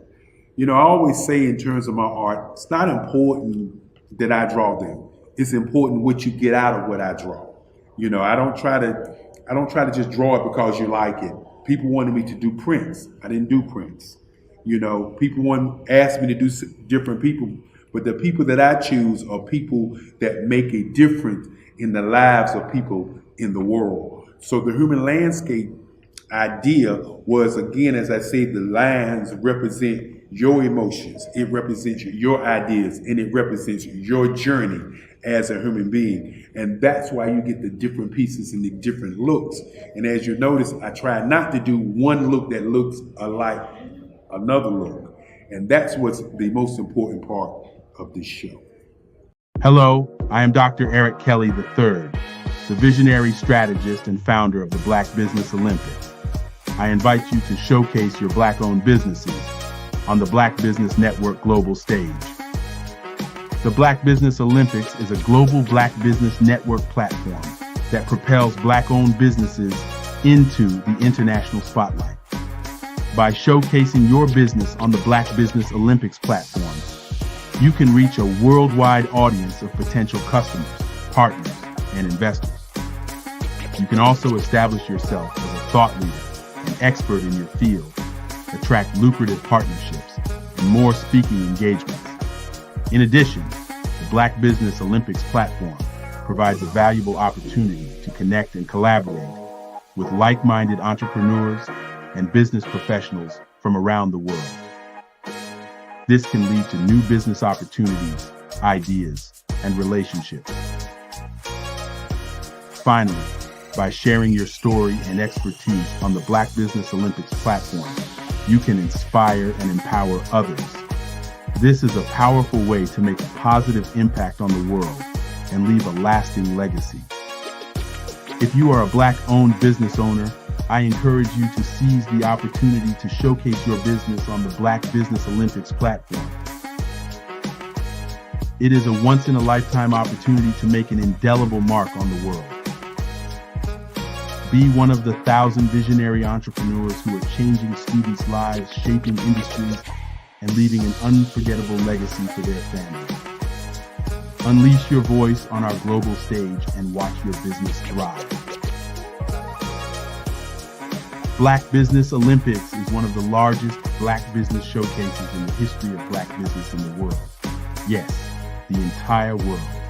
Just give me a call today at 919-308-9090.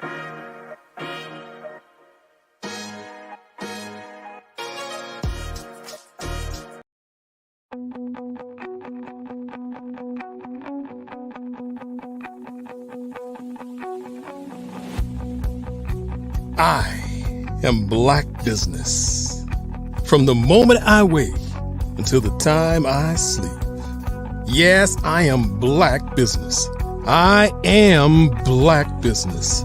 Tell me, are you Black Business? I am Black Business. Do you support Black businesses? Listen, I support Black business because I am Black Business. Black Business Expo, one of the largest business showcases in the history of Black business in the world. The world! Sign up today at www.blackbusinessexpousa.com or call 919-308-9090. I am Black Business.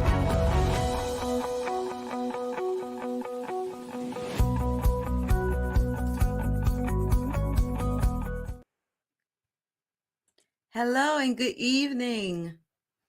Great day to all of my business owners, entrepreneurs, thought leaders, and corporations. Welcome to the Black Business Network.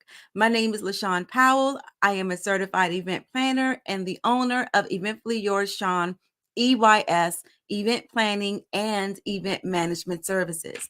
I am your business moderator for this evening on the Black Business Network. The Black Business Network is a 24-hour business network showcasing Black businesses, business owners, entrepreneurs, and thought leaders worldwide. We have speakers from North Carolina, London, Singapore, Africa, Japan, and cities all over the United States. The Black Business Network is a global community sharing its business knowledge to empower, inspire, and educate businesses about business. So our final speaker for this evening is Dr. Eric Kelly III. It is with great honor and immense privilege that I introduce you to a visionary whose work transcends the boundaries of time and culture. Dr. Eric Kelly III, as one of the preeminent African-American artists of the last 3 decades, Dr. Kelly has not only carved a niche in the world of art, but has also been a beacon of inspiration and change. Furthermore, Dr. Kelly's contributions extend beyond the canvas. As the founder of the Black Business Olympics, he has created a platform that uplifts and empowers, fostering a community where diversity, innovation, and excellence are celebrated. His vision and leadership have paved the way for a brighter and more inclusive future. Ladies and gentlemen, please join me in welcoming a true maestro of the arts and a catalyst for business change and guiding light for generations to come. Dr. Eric Kelly III. Girl, I tell you, thank you, thank you, thank you, thank you. I know what you're thinking. But first of all, I want to thank you for taking out the time in your busy schedule all week and being a part of our team. And when we say team, we mean when we need something to happen, there are certain people who make those things happen. And I truly want to say to you, you are one of those people who make things happen. And for those of you who earlier had the opportunity to witness LaShawn Powers' presentation, you really, if you didn't see it, you missed a great presentation. But more importantly, if you're doing an event anywhere in the country, in the world, and you're looking for someone or a company or corporation who pays attention to detail, this is what EYS does. They pay attention to detail. A great company. Want to thank you for being a part of our team. And I look forward to all the great things that you're going to do. And as you always say, you want everybody to be a guest at their own event. And you know, that's got to be an outstanding feeling when you go to your event and you are a guest, which means that that is the highest level of event planning in the world. And again, as we say, genius is common. I'll see you on the other side. Thank you so very much. Good evening, everyone. How are you doing this evening? As we continue to say good evening, good day, a great day, because when you are global, it's good evening where I'm at, but it's daylight where some other people are. And then if you're in Australia, it's already the next day. Then how about China? How about Singapore? How about South Africa? And this is what we have done. When you look at the Black Business Olympics, you must look at the global society of speakers. As we continue to say, we're 24 hours, we're a global network. And many times you hear people talking about a global network, okay? And you wonder, what do they mean?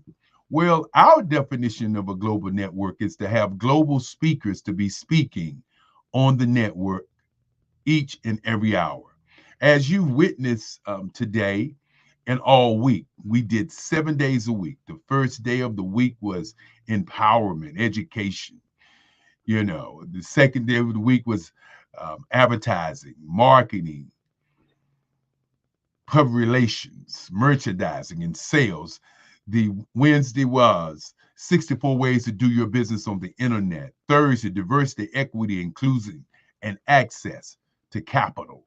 And then, of course, Friday, Generation X versus Generation Z, how to bridge the digital and the generational divide. As we continue to talk about the average age here in North America is 27, Africa is 14, the UK is 26, and the numbers stay right in that space as we move forward. And then on yesterday, Black business and the culture. What's going on in Black business culture today? And then today, Black business and innovation. Black business and innovation, the future. And so this whole week, we've had over 100 speakers to speak from 8 o'clock in the morning to 8 o'clock in the evening. And as each one of these great participants came before you, they share with you their greatness. They share with you their business.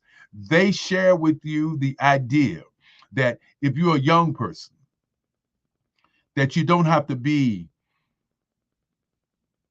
an athlete, that you don't have to be an entertainer, that you don't have to be a dancer, singer, that you don't have to be a criminal, that you don't have to be a rapper, that you don't have to be in the 1% of spaces where you can't be wealthy, but you can be an entrepreneur. And being an entrepreneur, you can create a business and create that business and become wealthy enough to fly anywhere in the world, to do anything in the world, to buy anything in the world.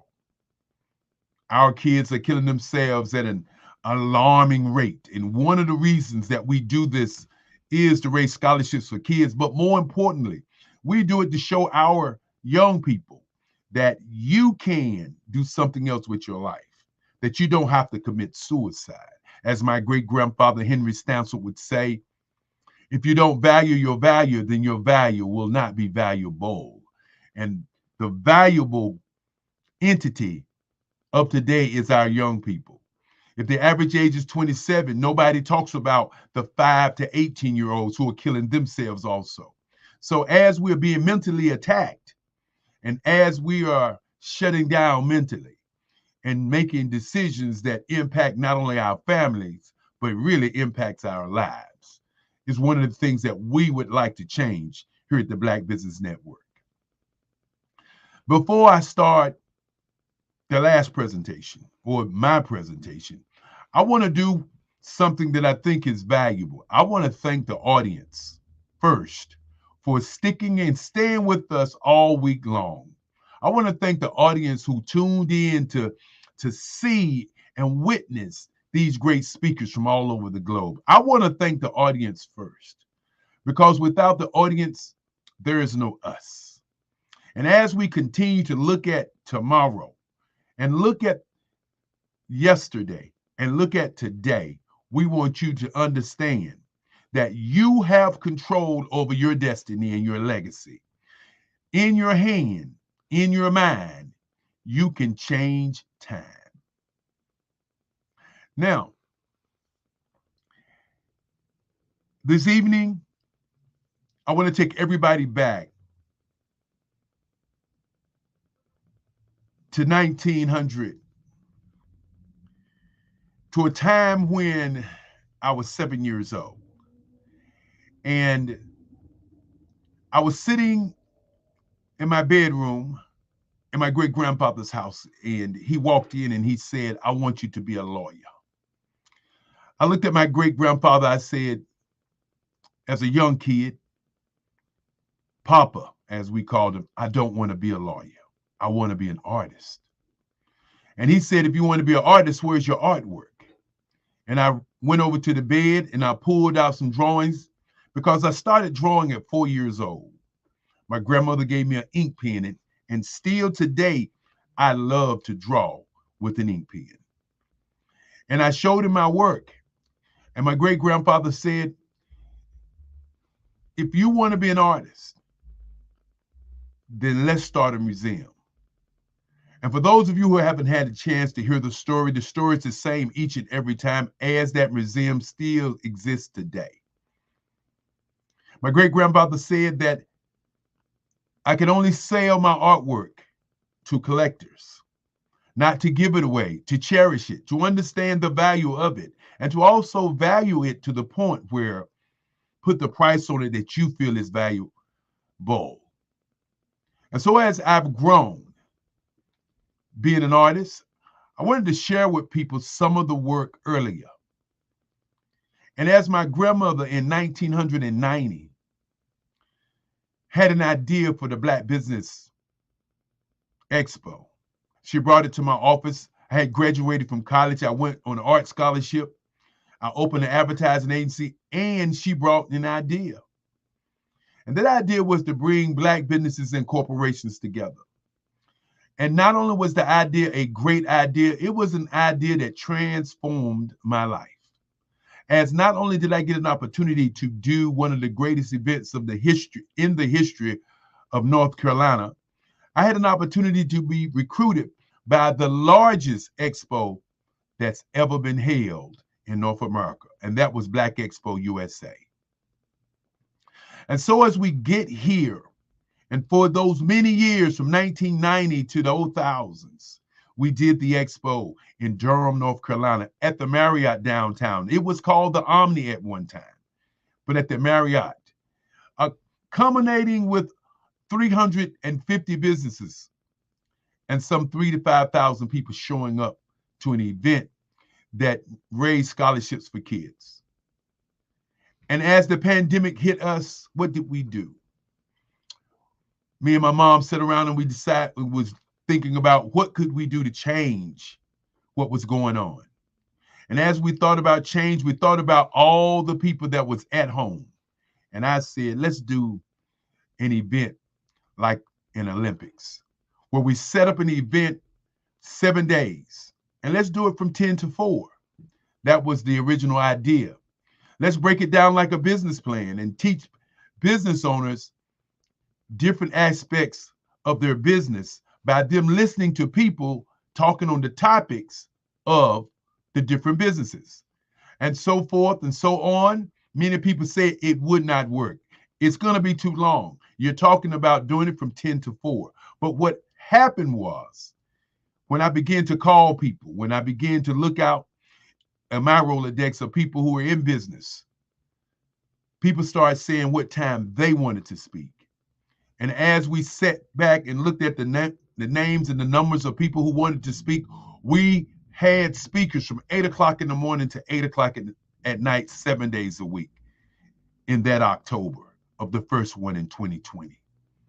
And let's fast forward from 2020, then we went to quarterly, and those quarterly ones ended up being just as successful. And then we decided to do every other month. And then last year we did every month. And this year we are working on doing every 2 weeks. Next year we want to do every 3 weeks. The following year we want to do 4 weeks, to give us a 365-day, 24-hour Black business network, because our brand is Black business. Black-owned businesses are the businesses who speak on the platform. I want you to think about that for a minute.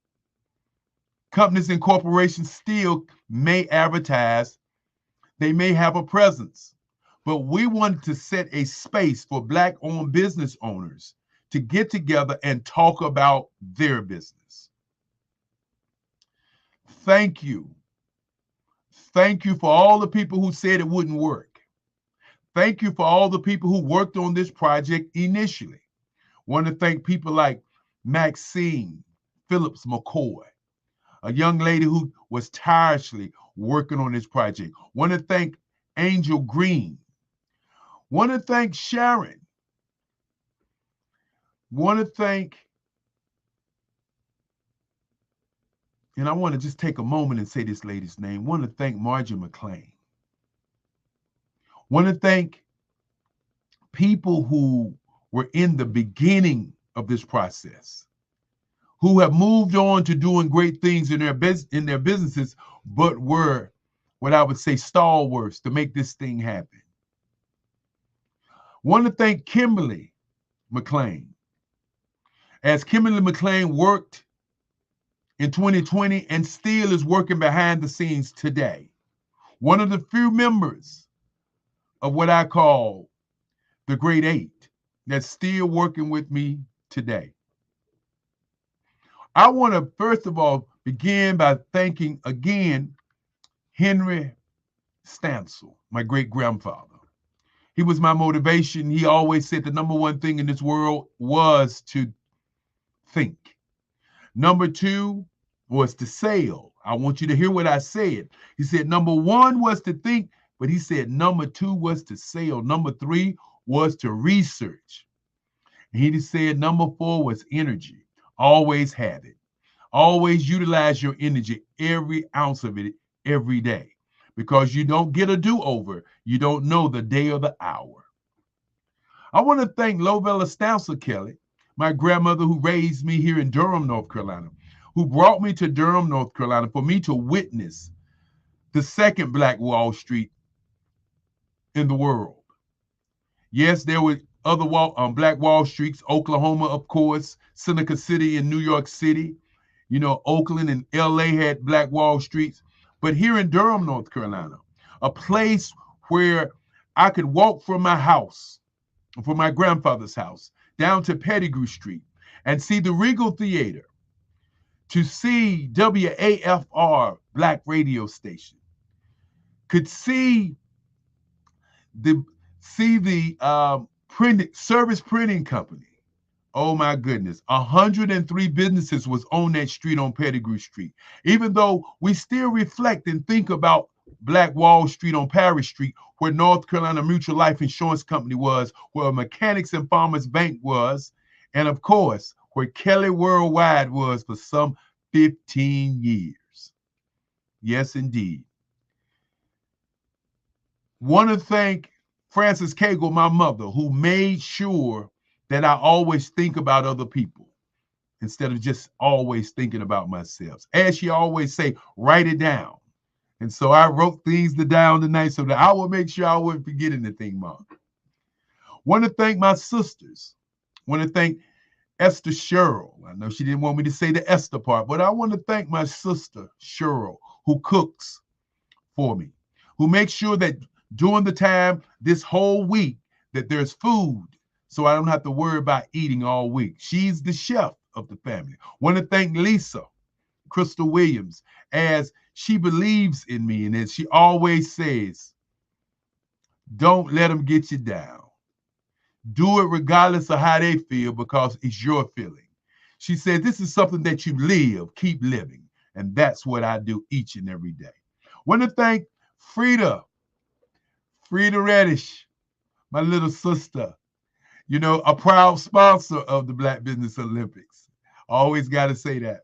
And then, of course, Al Cagle, Mr. Critical, the smart one who always asks the question, what are you doing and how are you going to make some money with it? Love him to death.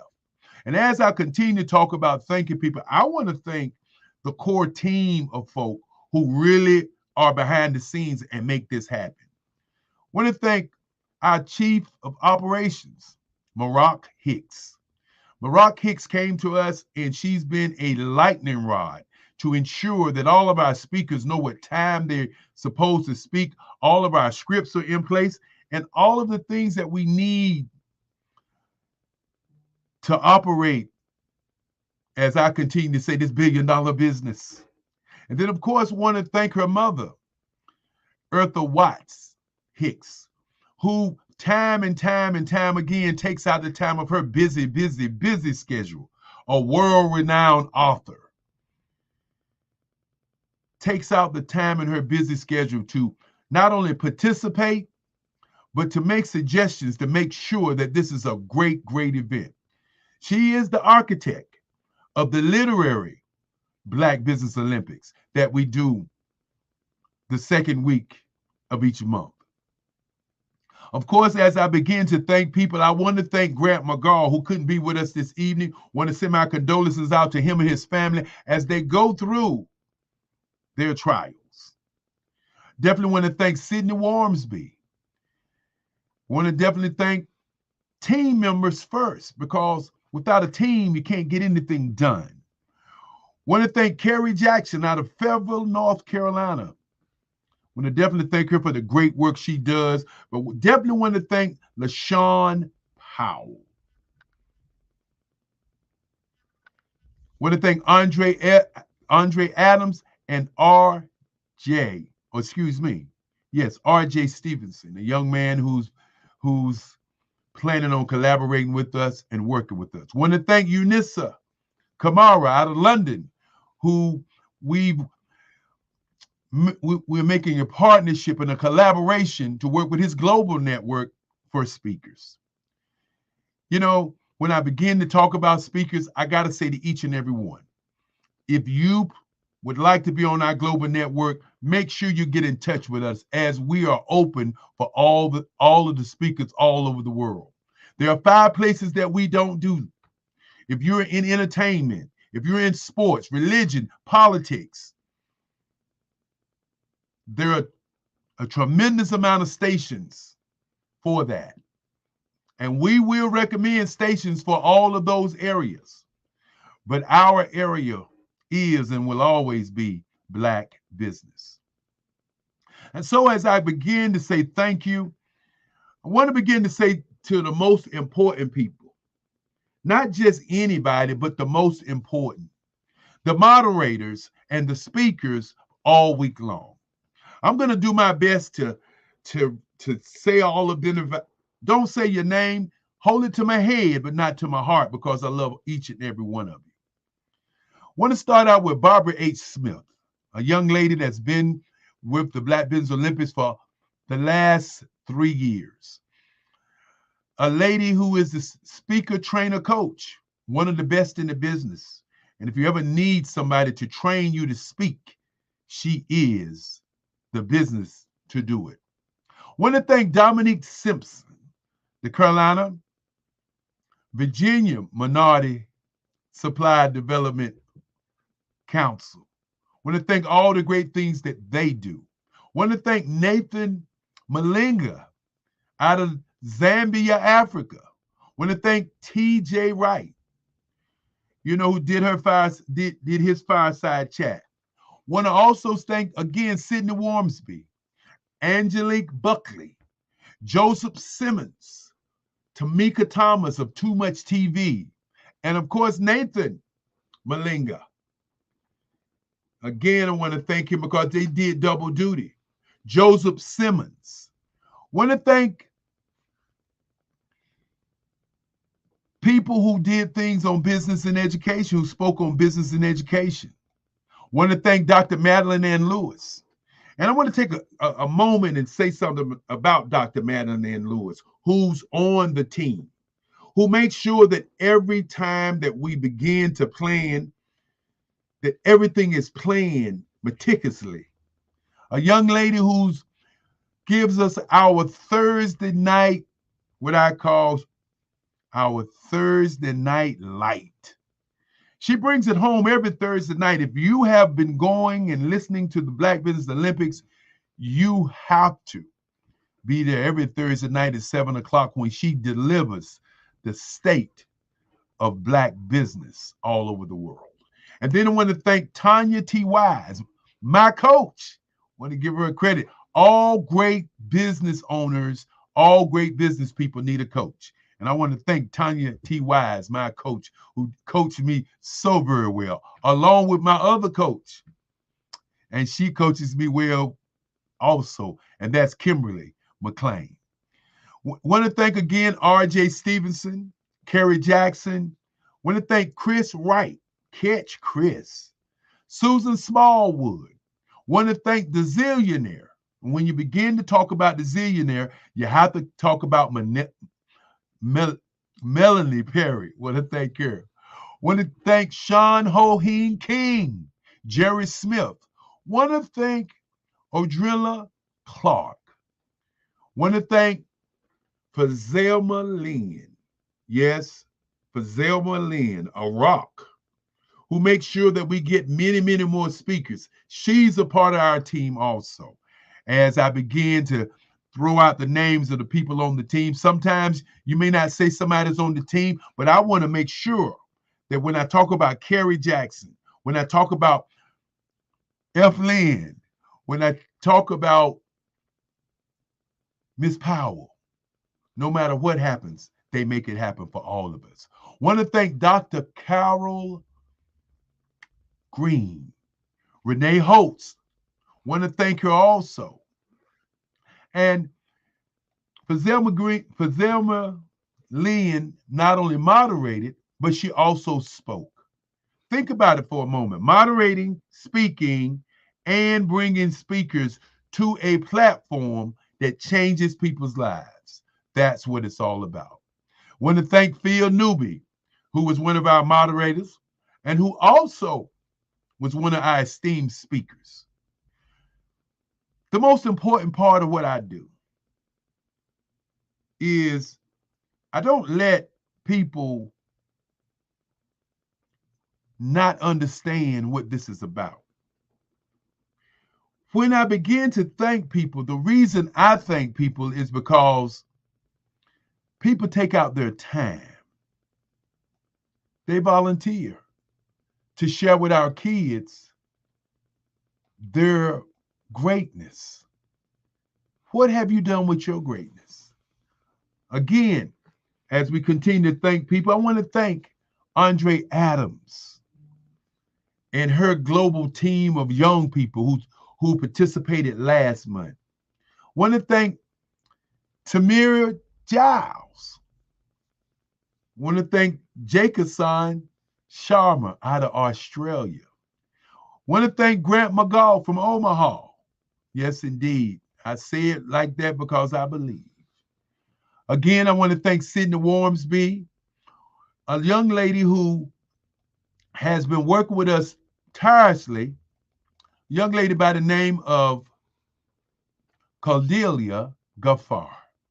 Want to thank her for all the great things that she's done in making sure that we're doing a great, great show. Want to thank Marcus Williams, Marcus, the intelligence guy. Want to thank Mr. Evans. Want to again thank Andre Ward. As he came on, he moderated and he spoke about putting you on the boards of directors in Africa. The kind of speakers that we have are unprecedented. Want to thank Lee Vaughn, who moderated. And on yesterday, he also spoke about his company. And I hope you're seeing the way things are working out. We have people who understand speaking to the world, and we have people who understand moderating to the world. That brings me on Bakeka Blakemore, who does an outstanding job. Favorite Unite TV, where entertainment lives. Make sure you lock in and lock on to her movement. Want to definitely thank her. Want to thank Eliza Dukes as she starts on her new project to change the world. And of course, as I continue, I definitely want to thank Billy D. Duke. Definitely want to thank Jaquel Tucker and Lee Clement. And want to thank Melvina Ford, who spoke and also moderated. Want to thank T. Nicole as our words of wisdom always is with her. Want to thank Dr. Alexis Weeks and the Doctor show that he put on last night. They talked about artificial intelligence for 2 hours. Unbelievable. Want to thank Pamela McKinney. Want to thank Renee Daughtry, as he says, Coach Renee Daughtry. Want to thank Lori Francis. Want to thank the beautiful Dr. Stephanie Audrey, who came in tonight to do a fireside chat, did one last night, as she continues to share with you her world. And as we move to Sunday, and as we move to the end of the thank yous, want to thank Carla Adams. Carla Adams, the young lady who handles our weekends. Not only does she speak, but she gets in touch with people. I want to thank Dr. LaToya Smalls. You know, I said earlier, Dr. Madeline Ann Lewis was a rock on us. She also speaks, and you always got to stop and talk about Dr. Madeline Ann Lewis, and she brought the pain, she brought the fire on Thursday night. One thing about the Black Business Olympics, you can go back and listen to each one of these speakers, because we sent them out to about 22 different free spaces.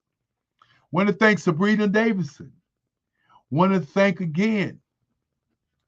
Want to just thank all of the people who were a part of this great week.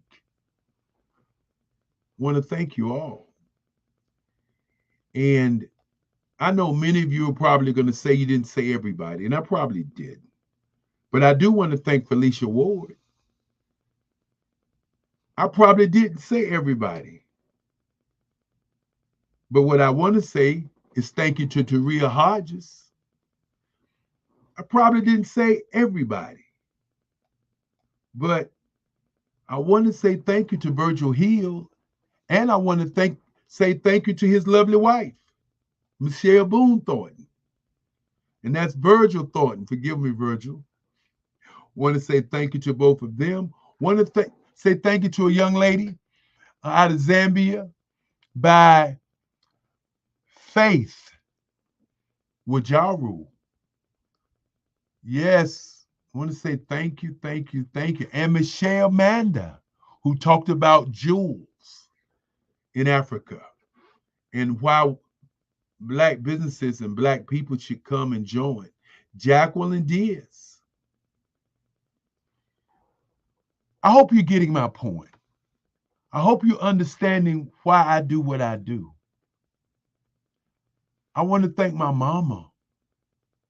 I want to thank my grandmother. I want to thank my great-grandfather. I want to thank them for allowing me to be in this chair, to be in this seat, to be thinking about how I can change the world with people. Many times people say you can take a horse to water, but you can't make him drink. I say that's a lie. Because if you take salt and put in that horse's mouth, he truly will drink. What salt are you to your community? Are you the horse, the entrepreneur that doing all of the work? Are you the rider of the horse, riding on the backs of somebody doing all the work? Are you the leader that's leading the horse to water? Or are you the product of the service? Are you the water? Or are you the salt? I say this evening, become the salt of your day. Become the salt of your project. Become the salt of your business, and your clients will come to you. My great-grandfather used to say, don't ever put money first. Put the vision first. And when you put the vision first, guess what? You will get there every time. Tonight, I wanted to talk about mindset, mind state, mind shift, mind print, mind distractions, the billionaire, as I said, call it the $1 billion mind. You are a $1 billion mind. You're a $1 billion business. You got to think about yourself as a $1 billion entity. You're the only one that's you of you. What is going to be your time stamp? What is going to be what you're going to leave on the planet for other people to say you were there? Are you going to live in the 4 quadrants forever? Are you going to live in the past, continuing talking about what you shoulda, coulda, woulda done to go somewhere? Are you going to live in the past where you continue to go backwards and backwards and backwards and talk about the things that happened to you that kept you from going or kept you from being the great person that you want to be? Or are you going to live in the 2nd quadrant, which is reflection? Spend your life just reflecting on everything, reflecting on what you think the future is going to be, reflecting on the past, reflecting on what the day is going to be, just reflecting on anything and not moving forward. Or are you going to live in anxiety, worried about what the future holds for you, where the future is going to carry you, what's in the future? Are you actually going to get to the future? Or are you going to live in what I call happiness, and that's today? Are you going to live what you do and not do what you want to do? Many people just are doing something to earn money, but is it your life's goal? Is it your life? Are you living what you want to do? That is what the salt is about, living what you like, you love, you want to do. The thing that you want to do every day for nothing. Why aren't you doing that today? If you're a business owner all over the globe, we want to know and hear from you. We want to know, what did you think about this week? And for those of you who this is your first time, don't let it be your last time. I want to say that this has been another historical week. We have again done something that's never been done in time. Never has there been a live network for 7 straight days with over 100 speakers speaking from 8 o'clock in the morning to 8 o'clock at night. Ask yourself, why did they come? Why did they speak? Why did they share their worlds with the world? If there's a billion people in Africa, billion black people in Africa, and there's 2 billion black people on the planet, and the rest of the other billions in the other continents, Europe, North America, South America, Australia, and the like, Japan, Singapore, all over. The average age in American is 27, but the average age in Africa is 14. What does that say about the average place to do business? So if you're doing business with 40 and 50-year-olds right now, guess what? In 10 years, you'll be out of business. So we want each and every one to begin to find somebody young, begin to do business with them, begin to mentor them, begin to show them how they can do something great with their lives. This is why we do the Black Business Olympics on the Black Business Network. The Black Business Network is a 24-hour network sharing businesses about business. And as I said before, our brand is Black Business. So let's talk about the elephant in the room, fear. I want to leave you with the word fear this evening. I want you to ask yourself, what do you fear in business?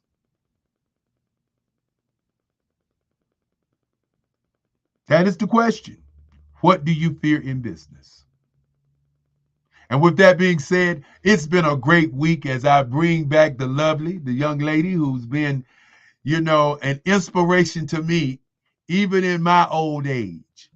She has truly been very insightful, very brilliant, but more importantly, very, very detailed. Want to bring her back as we get ready to get out of here. I want to keep going on and on and on and on, but can you handle it? Because I truly can. Welcome back, LaShawn. How you doing? Great, Dr. Kelly. Thank you for having me back. And of course, I know you got a chance to ask one question. You get a chance for one question this evening. What is your question? Okay, so my question is, I think you already touched on this, but can you actually give us a little bit more background on your artistry? So because I love your paintings. Like I actually want one in my home. So can you just talk to us a little bit about that talent of yours? Well, LaShawn, that's something that happens a lot. People, when they see my art, they say, "Why are you doing business? What road did you take to get you over there with them business people?" And I tell them, my great grandfather. Yes. My art, you can go to my website, the Eric Kelly Museum, and on my website is where you can see my art. Okay. And I've been drawing, and I created my own style called Abstract Expressive. And what you don't see, but when you see it in person, I'm kind of doing sculpture with the painting on the canvas. So you have a lot of what I would call ridges that when you see it, you say, wait a minute. He actually painted lines on top of lines, on lines, on lines on his work. I call it the 3-line design. The 3-line design. The 3-line design. Girl, thank you for asking that question. And as you know, it's 7:59. And as we continue to say, thank you. And again, thank you to you. And for those who like to see that artwork, it is always available. EricKellyMuseum.org. And again, with nothing else to be said, you know what we're going to say? Genius is common. We'll see you on the other side. We? Who is we? I. My team would tell you, I always say I. And the reason I say I is because I will see you on the other side. And we want to thank, I didn't thank Bruce George, and I want to take a moment to thank Bruce George and the Genius is Common movement that's been with me I mean, for the last 5 years, the Genius is Common movement has been with me. You know, when I started this, I met a man by the name of Bruce George, and I want you to Google him, people. I want you to look him up. Look up the Genius is Common movement, because it's truly a movement that says that your genius that you have is common. And again, as we get out of here, we're going to say, I am Black business. From the moment I wake to the moment I sleep. Goodbye until the next time. And of course, we will be doing this again at the end of April. So stay tuned until the next time. Bye-bye.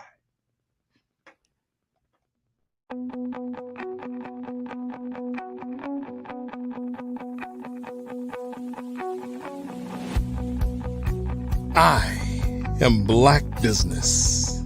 From the moment I wake until the time I sleep. Yes, I am Black business. I am Black business. Tell me, are you Black business? I am Black business. Do you support Black businesses? Listen, I support Black business because I am Black business. Black Business Expo. One of the largest business showcases in the history of Black business in the world. The world! Sign up today at www.blackbusinessexpousa.com or call 919-308-9090. I am Black business.